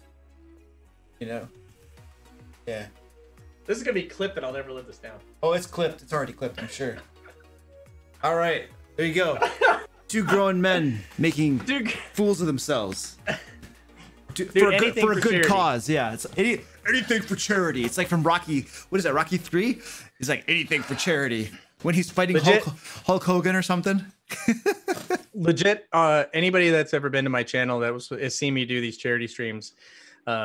And mine are usually like I do like one day and I'll dedicate it. I just spend the whole time just doing the charity. But I've done some pretty crazy stuff. I did a hot sauce challenge 2 days in a row, back to back, 2 12-hour streams, hot sauce challenge. I imagine what that is. Oh, there are clips, dude. It's at the end of the day, it's doing 3.1 million Scoville heat, and I'm dying, dude. And the first day, I mean, we were trying to raise a bunch of money, but the first day. I was just I had rubber gloves on because I didn't, I don't want to, this stuff was, I had a little, it's called a book of pleasure and pain. It's just a bunch of hot sauces, like 12, 13 hot sauces. And so I was doing like just a little dab on my finger. And you work up through the heat ones, right? You hit different thresholds. And then the next day I'm like, you know what? Let's just do it. And I just full pulls out of the bottles. I was hurting. Dude. Yeah. That's one of those things where you didn't think before you did something. Well, I did think I like hot sauce, man. And I prepped well. I pre-peptoed the night before and the morning of. I pre-peptoed. This is like what old men say before they go play flag football with their. I took like some ibuprofen before I went and played football. Make sure I like pre-medicated before so I wasn't as sore. And I had a Swedish massage to make sure I was all limber. Oh man. And I pulled a hamstring getting out of the shower. That's awesome. I threw my back out sneezing. That's because I've done that. Yeah, that's awesome. All right, sweet. I also did one where I sang for 10 hours straight. It was last December. Last December, I sang for 10 hours straight. They put me on the front page of Twitch. I did Twitch sings. I sang anything for $20. I sang every song that, and I know Nas and a couple other folks were there for that one. I know Alicia was there for this one.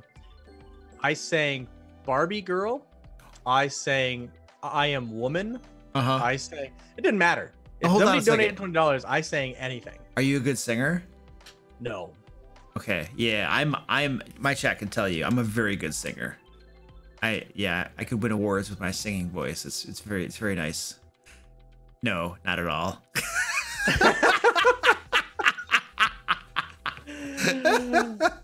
But like I said, dude, anything for charity. My thing was I didn't care what the song was. I didn't care if I've never even heard it before. Yeah, I have to be able to YouTube it, so at least I know what the heck I'm doing.